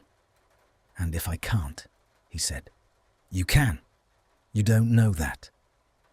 I know that you opened the door tonight without locking it first," she said quietly. "I know that you have been on that floor for 3 hours, and you did not send for anyone, but you also did not lock the door." She held his gaze with all the steadiness she had. "That is not the behavior of someone who can't. That is the behavior of someone who is waiting to be given a reason." The silence that followed was very long and very still, and the mark on his skin shifted in the candlelight, the lines moving almost imperceptibly in that breathing rhythm she had first observed in the 4th session, the rhythm that meant something beneath the surface was no longer entirely sealed. He exhaled. It was not a dramatic sound. It was simply an exhalation, slow and complete, the kind that follows a very long period of insufficient breathing without knowing it. And he began to speak. He spoke for a long time. Not in the careful, fitted stone sentences of the earlier sessions. Those had been his first language for this, the one available when he was managing the telling from a distance. This was different.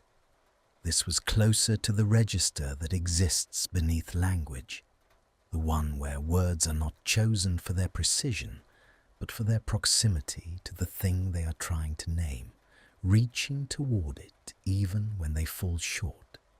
He spoke about the girl at the winter assembly, not the facts of it, which he already had, but the texture, the specific quality of the lamplight in that room, the sound the girl's musical instrument had made across the noise of the court, a sound that had, he searched for the word and arrived at recognized, that had recognized something in him that the room he was standing in had no framework for. The way she had laughed once at something a musician beside her said, and the laugh had been unguarded, entirely unaware of being observed. the kind of thing you don't produce when you know you are being watched by someone who has been taught to rank what he sees. He spoke about what he had said. He did not soften it. He said it in the words he had used, the exact words, and they fell into the candlelit space between them with the dull, specific weight of things that have been carried a long time and are finally being set down on a surface that can bear them. He spoke about the 3 years since, not with self-narrated guilt, which would have been easier and which she could feel him actively refusing, but with the particular precision of someone describing the actual phenomenology of what it is to live inside something you cannot resolve. The way it had changed the quality of certain hours, the way certain kinds of light or music had become unbearable in a way he had no socially acceptable language for, the way the mark had felt not like an external affliction, but like an external fact, his own interior made legible on his skin, made undeniable, made visible to anyone who looked. She did not look away. She had told him she would not, and she did not. She listened with everything, not clinically, not with the journal open. The journal was closed, and her hands were still in her lap, with the full, undivided attention that she gave to things that mattered. She felt the weight of what he was saying move through the candlelit space and arrive, and she let it arrive, did not deflect or categorize or manage it from a professional distance. The detection stone beside her climbed steadily through the upper registers of its range. The mark changed. She saw it happen, not gradually, not incrementally, but with the specific quality of a change that has been building for a very long time and finally achieves the threshold it requires. The blue-black depth of the lines began to shift at the edges, the color moving through blue towards something warmer, the branching pattern beginning, not to dissolve, not yet, but to soften. The hard, sharp edges of the fractal lines losing their definition, as though something that had been frozen was encountering for the first time the conditions that allowed it to move. He stopped speaking. The room was very quiet. The fire had steadied, fed on nothing, the castle's magic supplementing it the way a body supplements a weakened organ, automatically, without instruction. He was looking at her, not with the reluctant, effortful attention of the early sessions, not with the calculated assessment of the first day. He was looking at her the way a person looks when they have stopped performing looking and are simply doing it, the gaze arrived at without decision, resting on her face with a quality she did not have a clinical term for and was not going to find one. "It's changing," she said softly. "The mark, can you feel it?" He was quiet for a moment. Then, "Yes." "What does it feel like?" The candles burned their 7 still points. Somewhere in the walls the castle's old magic ran, steady and purposeful, oriented toward this room, toward this specific confluence of 2 people on a cold stone floor in the hour before dawn. Like something being... He stopped, searched, arrived, loosened, like a hand that has been closed for a long time opening. He paused. "It aches." "Yes," she said. "It will."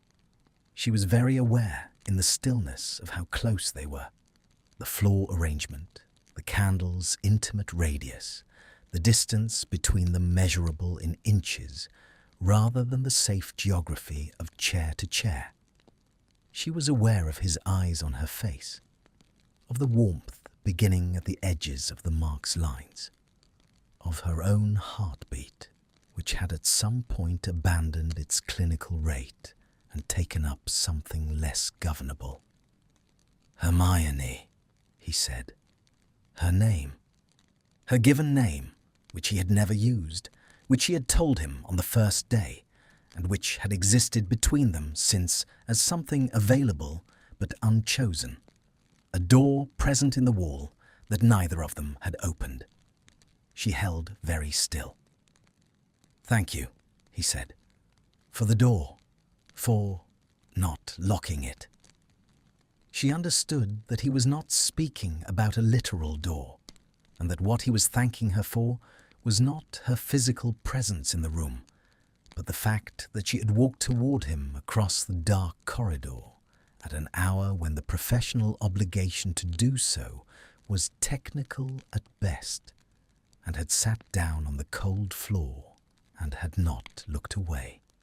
She looked at him now in the warm, uncertain light, with the mark softening between them, and the dawn still an hour distant, and the castle holding its breath around them both. "You didn't lock it," she said quietly. His gaze did not move from her face. The detection stone pulsed once, a long, slow emanation of warmth that she felt against her ankle where it rested, the upper register of its range sustained and steady, no longer climbing because it had arrived somewhere and was staying. The mark, in the candlelight, held its new colour at the edges, not yet warm, not yet resolved, but changed, irrevocably, measurably changed. Outside, the first grey suggestion of dawn pressed against the window glass. Neither of them moved toward it or away from each other, or toward the ordinary furniture of the morning that was coming.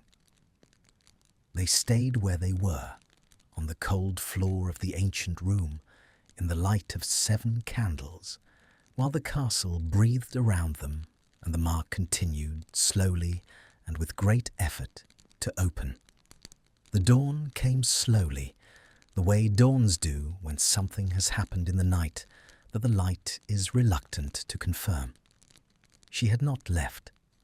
This was, she understood, a fact that required no commentary and would receive none. She had simply stayed, the way water stays in a vessel that holds it, not by decision, but by the absence of a reason to go. The candles had burned low by the time the sky outside the window shifted from black to the deep blue-grey of pre-dawn, and she had at some point moved from sitting to leaning against the wall beside him, her satchel between them, the detection stone on the floor in front of them, still emanating its steady warmth, faithful as a compass needle to the change it was measuring. He had slept. Not for long. An hour, perhaps, the sleep of a body that has been holding something for 3 hours and has finally been permitted to set it down. His head had dropped at an angle that was clearly not comfortable, and she had, without thinking, without a clinical framework to place it in, or a professional justification to offer, adjusted the satchel between them so that it provided something more than nothing. And then she had sat very still for an hour and listened to him breathe and watched the mark. It was different in sleep. The lines were softer, not changed in dimension, not retreated from their extent, but the density of them was different. The saturated blue-black lightened to something that was almost merely silver, almost merely the colour of a scar that is healing. The temperature, when she pressed 2 fingers briefly to her own wrist, where the cold had settled during the night's early hours, had risen, not to ordinary warmth, but toward it. When he woke, he did not startle. His eyes simply opened, and for a moment he looked at the window, and then he looked at the satchel, and then he looked at her.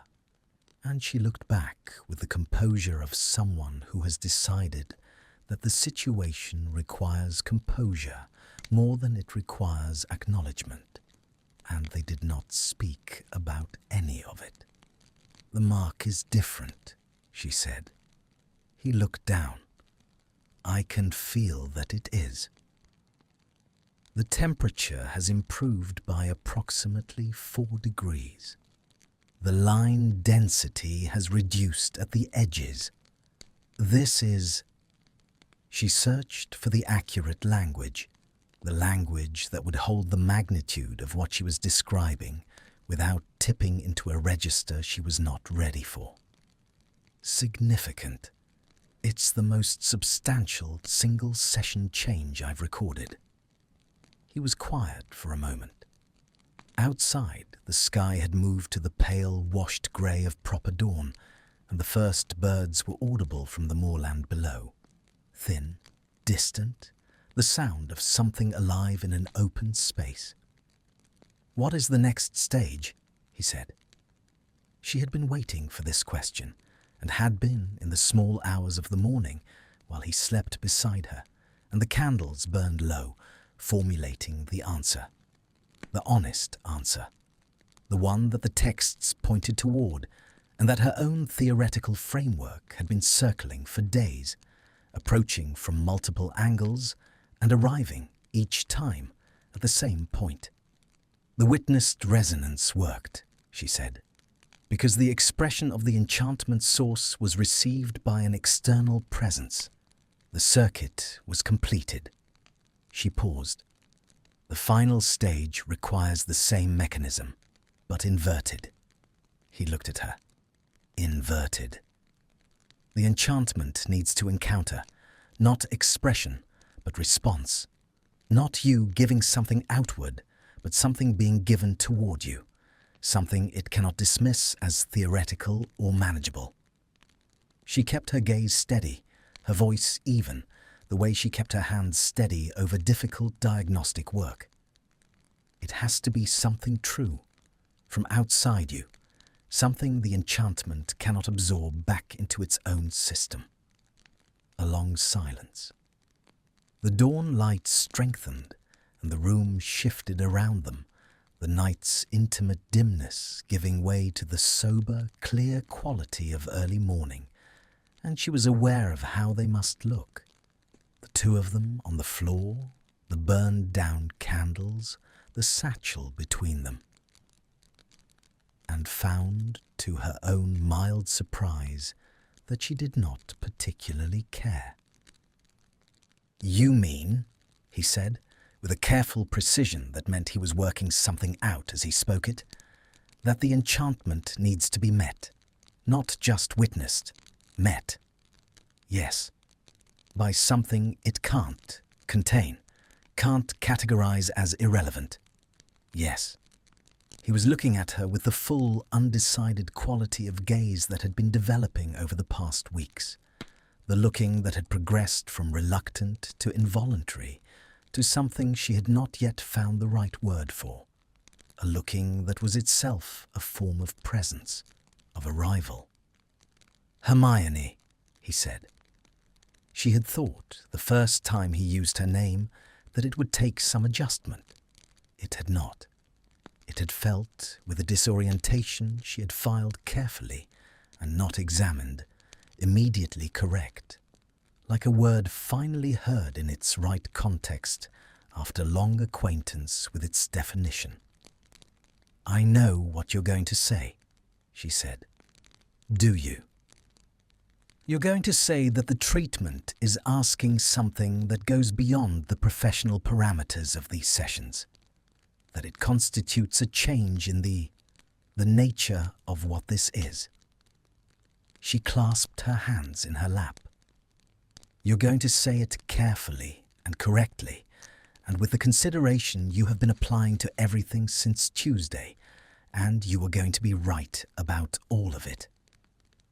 He was watching her with absolute attention. "And?" he said quietly.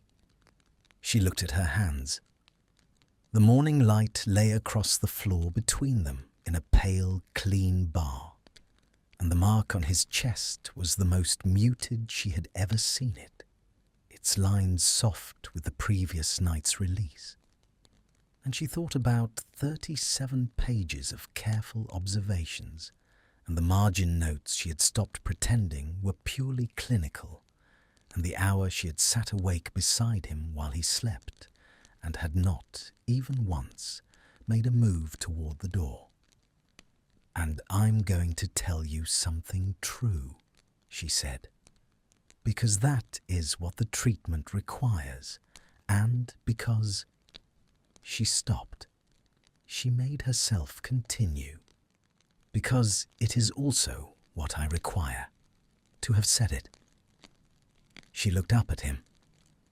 "I did not come to this castle to be impressed by it," she said. "I came because I had no choice, and because it was a problem I thought I could solve, and I was correct about both. But somewhere in the sessions, somewhere in the candles and the journal and the detection stones and the 37 pages and the specific quality of the way you look at the moor in the morning, it became something else, something that I have been very carefully not naming." She held his gaze. "I am naming it now." The fire had steadied to a low, even burn.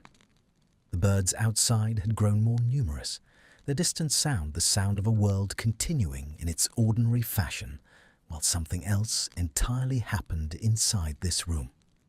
"The enchantment," she said, "feeds on isolation, on the absence of genuine connection, not the performed variety, not the social mechanics of a court that organizes people by bloodline and property, the actual kind." She paused, and her voice was very even, and her hands in her lap were very still. "I think you know, and I think I know, that what has been happening in this room is the actual kind. And I think the reason the mark changed last night, more than it has changed in any previous session, is because you know that too." He had not moved. He was absolutely still, in the way he had been still on the very first day in the chair by the window. But this was not the controlled stillness of a man containing himself. This was the stillness of a man who has been struck by something and is still determining whether it has hurt him or saved him, and cannot yet tell because the two things feel, from the inside, very similar. "You," he said, and stopped. "Yes," she said simply. He looked at her for a long moment. The morning light moved across his face, and the mark at his collar was faint and warm-edged, and his eyes were the deep kind, the weatherful kind, the kind she had stopped being able to look at briefly. "I have been," he said carefully, attempting to determine, for some time, whether what I was experiencing in these sessions was a function of the treatment, whether it was the enchantment's mechanism responding to the conditions. He paused. "Whether what I felt in your presence was a product of the situation, rather than a—" He stopped again. She waited. "Rather than a fact," he said. The word fell into the room with the weight of something that has been held in suspension for a long time and has finally met the surface that will hold it. "And," she said. "It is a fact," he said. "It was a fact before the sessions, and it is a fact independent of the mark, and it is a fact that I have been managing with considerable effort and diminishing success for longer than I am prepared to specify." She absorbed this. Her sternum was doing the thing it had been doing with increasing frequency, the small, precise impact of a stone in still water, but larger now, the rings of it spreading. "That," she said, "is something true." "Yes," he said, "It is." They were very close, in the morning light on the floor of the ancient room. The satchel between them was no longer, she noticed, serving any particular purpose. It had become, at some point in the night, a habit rather than a barrier, and habits, she had observed, could be addressed directly. She picked it up and set it aside. The space between them, without it, was different. Not empty, more full, if anything, pressurized with the particular atmospheric charge that precedes something that has been accumulating for a long time and is about to arrive. He looked at the satchel, then at her. "Hermione," he said, for the third time, and it was different from the first 2 times, different in the way that a word is different when it has found its proper register, when the person saying it has stopped choosing it and started simply using it. "I know," she said softly. His hand moved, slowly, with the deliberateness of someone making a decision rather than acting on impulse, choosing each increment of movement, and found hers where it rested on the floor between them. His fingers were cold, still cold from the night, and hers were warm because she ran warm even in the castle's winter chill, and the difference between them was immediate and vivid, a temperature differential she felt in every nerve of her hand. He did not hold her hand the way people hold hands in the social mechanics she had observed at court, the formal contact, the managed gesture. He held it the way a person holds something they have been trying not to reach for, with a completeness that suggested the restraint preceding it had been significant.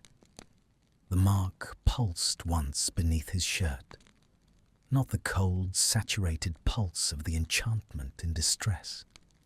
Something entirely different, a warmth, a deep and steady warmth, emanating from the center of the pattern outward, and the detection stone on the floor beside them registered it immediately, its color blooming upward through the warmest register of its range, a color she had not seen it produce before, something that had not been in the calibration because it had been, until now, theoretical.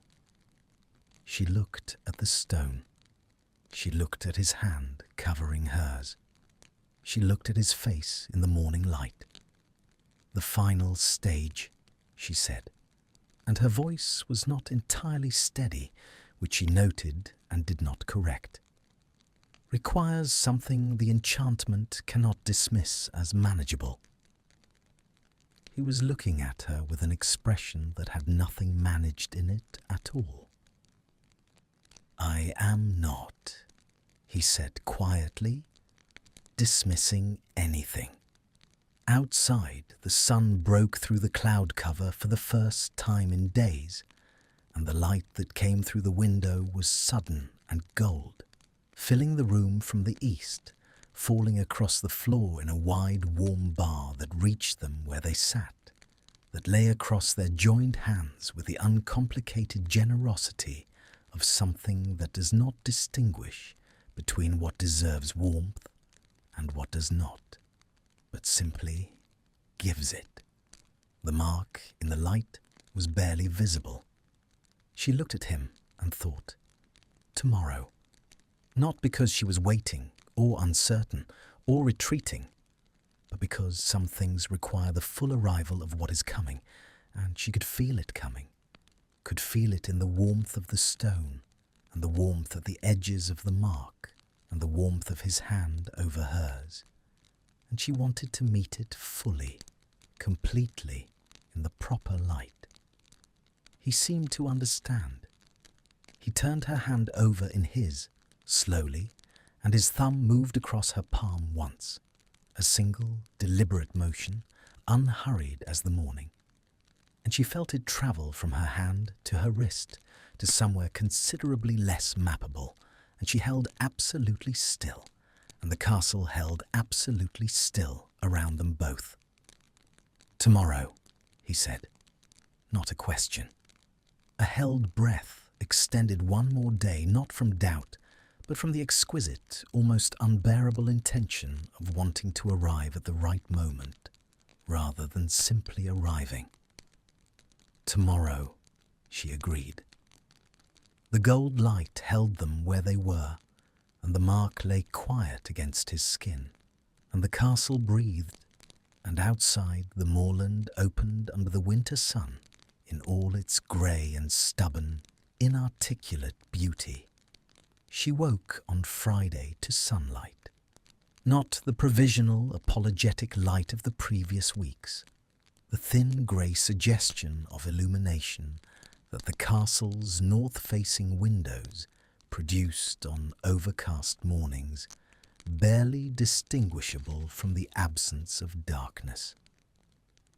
This was proper sunlight, winter sharp and unambiguous, lying across the foot of her bed in a solid gold bar that had the confidence of something that knew exactly what it was doing and had arrived precisely when it meant to.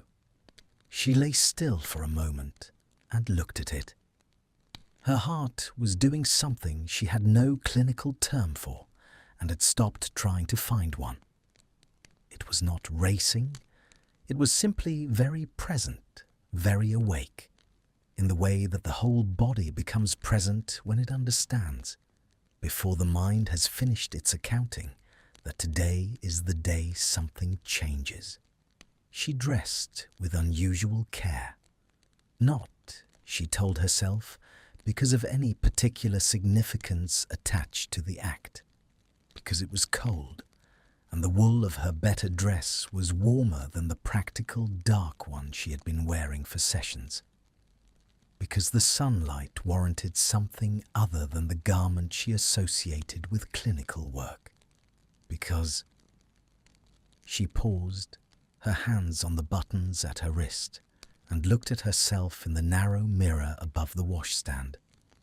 Because she was Hermione Granger, who had copied spellwork by candlelight for 4 years in an Eastwick kitchen, and had come to this castle with a worn satchel and no desire to be impressed, and who had been, quietly and entirely without permission, changed by it, not by the castle. She fastened the last button and picked up her satchel. She did not bring the candles. She stood for a moment in her room with the satchel open, looking at them. The 7 resonance candles, their wax reduced by weeks of sessions to half their original height, the specific scent of them now associated in her memory with everything the candlelit sessions had produced and revealed. She left them on the desk. Whatever today required, it was not amplification. It was not a structured field, or a clinical framework, or a witnessed resonance with carefully calibrated instruments. She brought her journal. Old habit, necessary as breathing. She climbed the stairs to the 4th floor in the winter sunlight that came through the corridor windows at a low, golden angle, lying across the stone floors in long parallelograms of warmth. The castle felt different this morning. Not in any way she could have measured, nothing the detection stone would have registered, but different in the way that places feel different when the thing they have been waiting for is finally, visibly in motion. The old magic in the walls was quieter, not absent, present, but differently, like an exhale that has reached its end. She stopped before his door. She did not knock. She stood with her hand raised, and she thought about 37 pages of observations and the margin notes and the cold floor in the hour before dawn, and his hand over hers in the morning light. And she thought about the girl at the winter assembly who had walked across a room with her back very straight and had been carried, unknowing, as a weight for 3 years. And she thought about the mark that was, for the first time since its appearance, barely visible at his collar. She knocked. The door opened immediately, not after the usual pause, not with the reluctant latch movement of someone deciding whether to concede. Immediately, as though he had been standing on the other side of it already, as though the distance between the knock and the opening had been only the physical time required to cross the room. He was dressed, properly dressed, which she noted, not in the half-finished formality of the difficult mornings, the unbuttoned cuffs and open collar that meant the night had taken more than he was willing to report. He was dressed with a care that matched her own, and she recognized the parallel without commenting on it. He looked at her. She looked at him.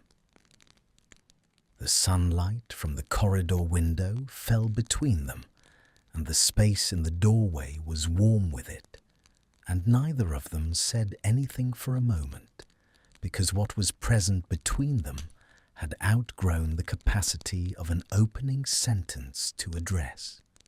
"Come in," he said. The room was transformed by the sunlight. She had seen it in every quality of light by now. The grey provisional mornings, the flat afternoons, the low firelight of the evening sessions, the blue-black pre-dawn dark of the crisis night. She had not yet seen it in full winter sun, and it was, she discovered, a different room in this light. The stone walls held a warmth they had not shown before, a buried amber in the ancient rock that the cold light of overcast days concealed. The moor through the tall window was extraordinary. Frost pale and open, the winter light lying across it at its low angle, turning the ordinary grey-brown of the moorland to something that glinted and shifted, vast and alive.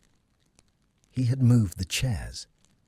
She noticed this with the quality of attention she gave to things that mattered. The two chairs, her clinical chair, his window chair, had been placed facing each other, not at the working distance of their usual sessions, but closer, the way two people sit when there is no table between them and no professional reason to maintain the extra foot of space.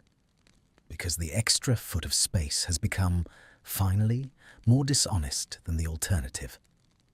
She sat down. He sat across from her, and there was nothing between them. No satchel, no desk, no candles, no journal open on her knee. She had placed the journal in the satchel and the satchel on the floor beside the door, and for the first time in weeks, her hands were simply in her lap, empty, available. "The mark," she said. "I know." He said it quietly, without looking down at his chest. He was looking at her. "I felt it when I woke. It's different." "Yes." A pause. Smaller. Retreating. He seemed to be searching for the accurate description. "It feels lighter, as though something that has been pressing inward from all sides has stepped back." She nodded. She had expected this. The crisis night, the witnessed resonance, the warmth in the detection stone, the progression of the previous morning on the cold floor in the gold light. The sequence was coherent, the mechanism working exactly as the theory had described, and, if she was precise with herself, rather beyond what the theory had promised. "The final stage," she said. "Yes," he said. "You were going to tell me." She looked at him in the winter sunlight, this person she had not expected, and had been changed by without deciding to be. And she thought about honesty, the particular variety they had been practicing together in this room for weeks, the kind that costs something each time and compounds, like interest, into something larger than either of them had originally agreed to. The text calls it a completion resonance, she said. The final mechanism of release requires that what the enchantment has been feeding on, the isolation, the disconnection, the absence of genuine receipt, she chose the word carefully, be directly contradicted, not symbolically, concretely. She held his gaze. The enchantment needs evidence that the thing it was punishing you for withholding has been given and received. He was absolutely still. What form, he said carefully, does the evidence take? She had rehearsed this in the library, in the margin notes, in the small hours of the night on the cold floor while he slept. She had the clinical language ready, the theoretical framework, the vocabulary from the slim volume on curse theory that she had been working with for weeks. She did not use any of it. "I think you know," she said softly, "the same way you knew what the mark was bound to before I told you. The same way you knew last Thursday night to leave the door unlocked. The sunlight lay across the floor between them. The moor beyond the window held its winter radiance, frost-bright and patient. The fire in the grate had burned to a steady, warm pulse. He leaned forward. The movement was slow, not hesitant but deliberate, weighted with the consciousness of its own significance, the way you move when you understand that what you are doing is not incidental. His elbows came to rest on his knees, and the angle of him changed, and the space between them contracted from the small, careful distance of chairs placed closer than clinical necessity to something that was hardly a distance at all. "Hermione," he said. Her name in his voice had become, over the weeks, a specific instrument, precise, carrying its exact weight, no more and no less. Today, it carried everything. "Yes," she said, not answering a question, confirming something already in motion. His hand came up, the same deliberateness as the night before on the cold floor, each increment of movement a chosen thing, and found the line of her jaw, his fingers cold at the tips from the morning and warm at the base, the temperature differential she had catalogued in every possible clinical context and was now experiencing in a context her journal had no notation for.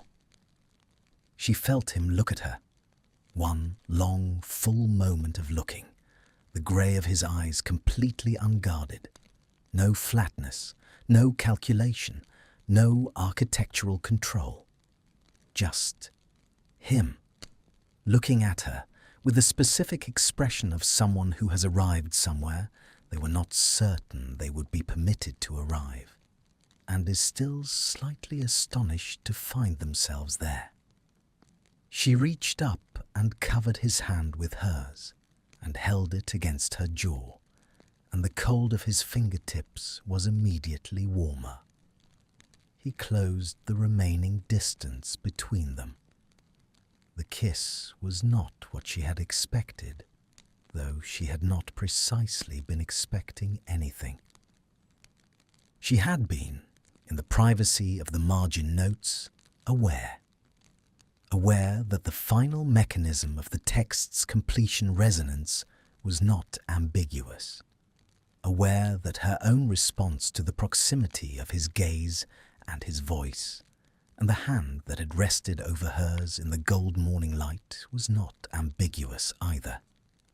But awareness and experience are different registers, and what she experienced was simpler than anything she had prepared for, and more complete. His mouth was warm. This surprised her, though it should not have, and the surprise undid the last of the careful composure she had been carrying across the corridor and up the stairs and through the door, and she felt herself arrive somewhere she had been approximating for weeks, the actual destination rather than the approach to it. The mark did not simply recede.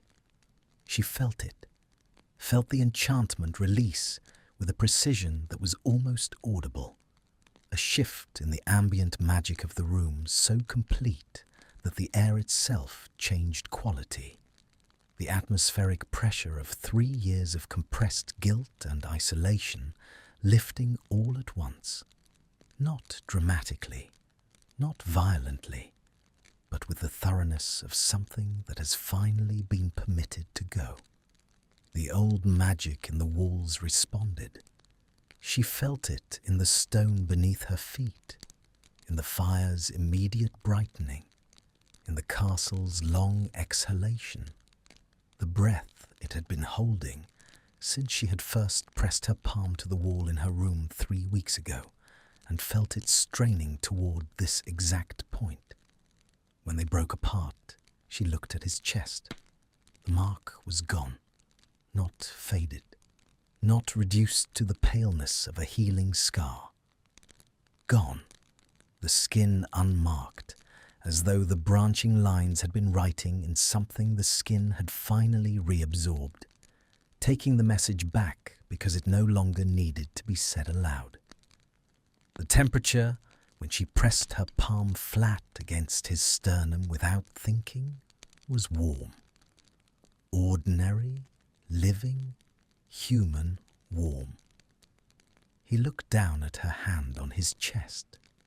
He looked up at her face. "It worked," he said. "Yes." Her voice was very quiet. "The treatment is complete." She heard the word and understood its weight. Not only the clinical meaning, but the other one, the one that asked beneath the surface of the sentence, what happens when the sessions end? What she is in this room, when she is no longer his healer. She kept her palm against his sternum. His heartbeat was steady under it, warm and present and entirely unguarded. "I have a theory," she said. "Of course you do." The text is not entirely clear on the duration of the completion resonance's effect. Whether a single instance is sufficient for permanent resolution, or whether repeated exposure is required to prevent recurrence. He looked at her. The ghost of something crossed his face, arrived this time at its destination, the architecture finally available. A smile, quiet and real, the kind that has no audience in mind. "That," he said, "sounds like a hypothesis that requires testing." "Extensive testing," she agreed. "Rigorous methodology, longitudinal study." "You would need to stay." "The castle," she said very carefully, "seems to have already decided that." He took her hand from his chest and held it, the way he had held it on the cold floor, completely, with the fullness of someone who is done restraining themselves, who has set down the last of the weight they were carrying and found their hands free. His thumb moved across her knuckles, slow and deliberate. Outside the window, the moorland lay brilliant and frost-pale under the winter sun, and the light was everywhere, through the tall glass, across the warm stone, filling the room from every angle with the impartial, generous warmth of a morning that had arrived without hesitation and intended to stay. "I should write to my parents," she said. "Yes. They will have questions. I imagine they will. My mother will cry." "From relief," he said, with a comprehension that meant he had been listening all this time to every detail she had offered in every session and had kept each one. She looked at him, this complicated, guarded, changed person who had let her map his illness, and then, more slowly, more significantly, had let her map everything beneath it, and felt the truth of where she was arrive with a completeness that her margin notes had been circling for weeks. "Draco," she said, his name in her voice, unhesitating. "Hermione," he said. His. The fire burned warm and steady, and the castle breathed its long, slow, satisfied breath around them, and the moorland held its winter light, and the old magic in the walls. The magic that had been straining inward and upward toward this room for 3 weeks, with the focused patience of something that already knew how the story ended, settled finally into the easy, untroubled stillness of something that has accomplished what it set out to do. He lifted her hand and pressed his mouth to her knuckles. Not the formal court gesture, not the managed propriety of rank and protocol. Something else entirely. Something offered freely from the inside out, the way the text had described and the mark had demanded, and the castle had been waiting in its ancient knowing way to witness. She leaned forward and rested her head against his shoulder, and he went very still for a moment, and then he was not still at all, his arm coming around her with the same completeness as his hands, the same finished quality, nothing held back. The sun moved across the floor as the morning advanced.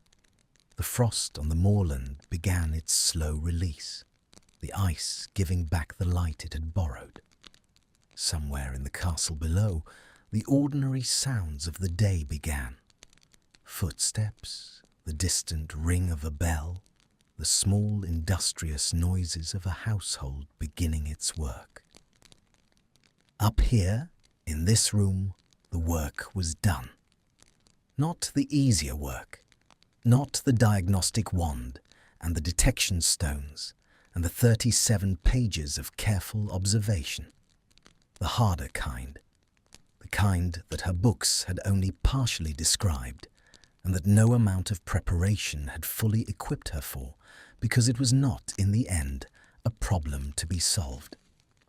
It was a thing to be entered and endured and arrived at, together, through the specific and irreplaceable medium of 2 people deciding, incrementally, and then all at once, to trust what was true. She closed her eyes. His heartbeat was warm beneath her ear. Outside, the winter light held everything in its clear, uncomplicated radiance, and the moor stretched away in all directions, vast and open and still. And the castle stood against the winter sky the way it had stood for 500 years, patient, knowing, made of something that endures. Inside it, in the room that smelled of candle wax and old stone, and the faint, clear scent of something that had been sealed for 3 years and was finally, completely open. 2 people stayed where they were, while the morning continued, and the light continued, and everything that had been held in suspension arrived, at last, at its proper rest. This story started with a simple question. What if the illness was never in the body? What it was in everything unsaid, everything held too tight, everything a person refused to feel because feeling it was too dangerous? Draco didn't need medicine. He needed someone who would stay in the room, someone who wouldn't look away. I think we all know that feeling, not the magic, not the castle, but the feeling of carrying something heavy for so long that you forget what it felt like to put it down. Hermione didn't save him with her books. She saved him by being honest first, by saying, I see you, the real you, not the prince, not the armor, you. And that was enough. That was always been enough. This story is about 2 people who were very different, from different worlds, different lives, but they choose each other anyway, slowly, carefully, with a lot of fear, and I think that is the most human thing in the world. You don't need magic for that. You just need to leave the door unlocked. Thank you for listening.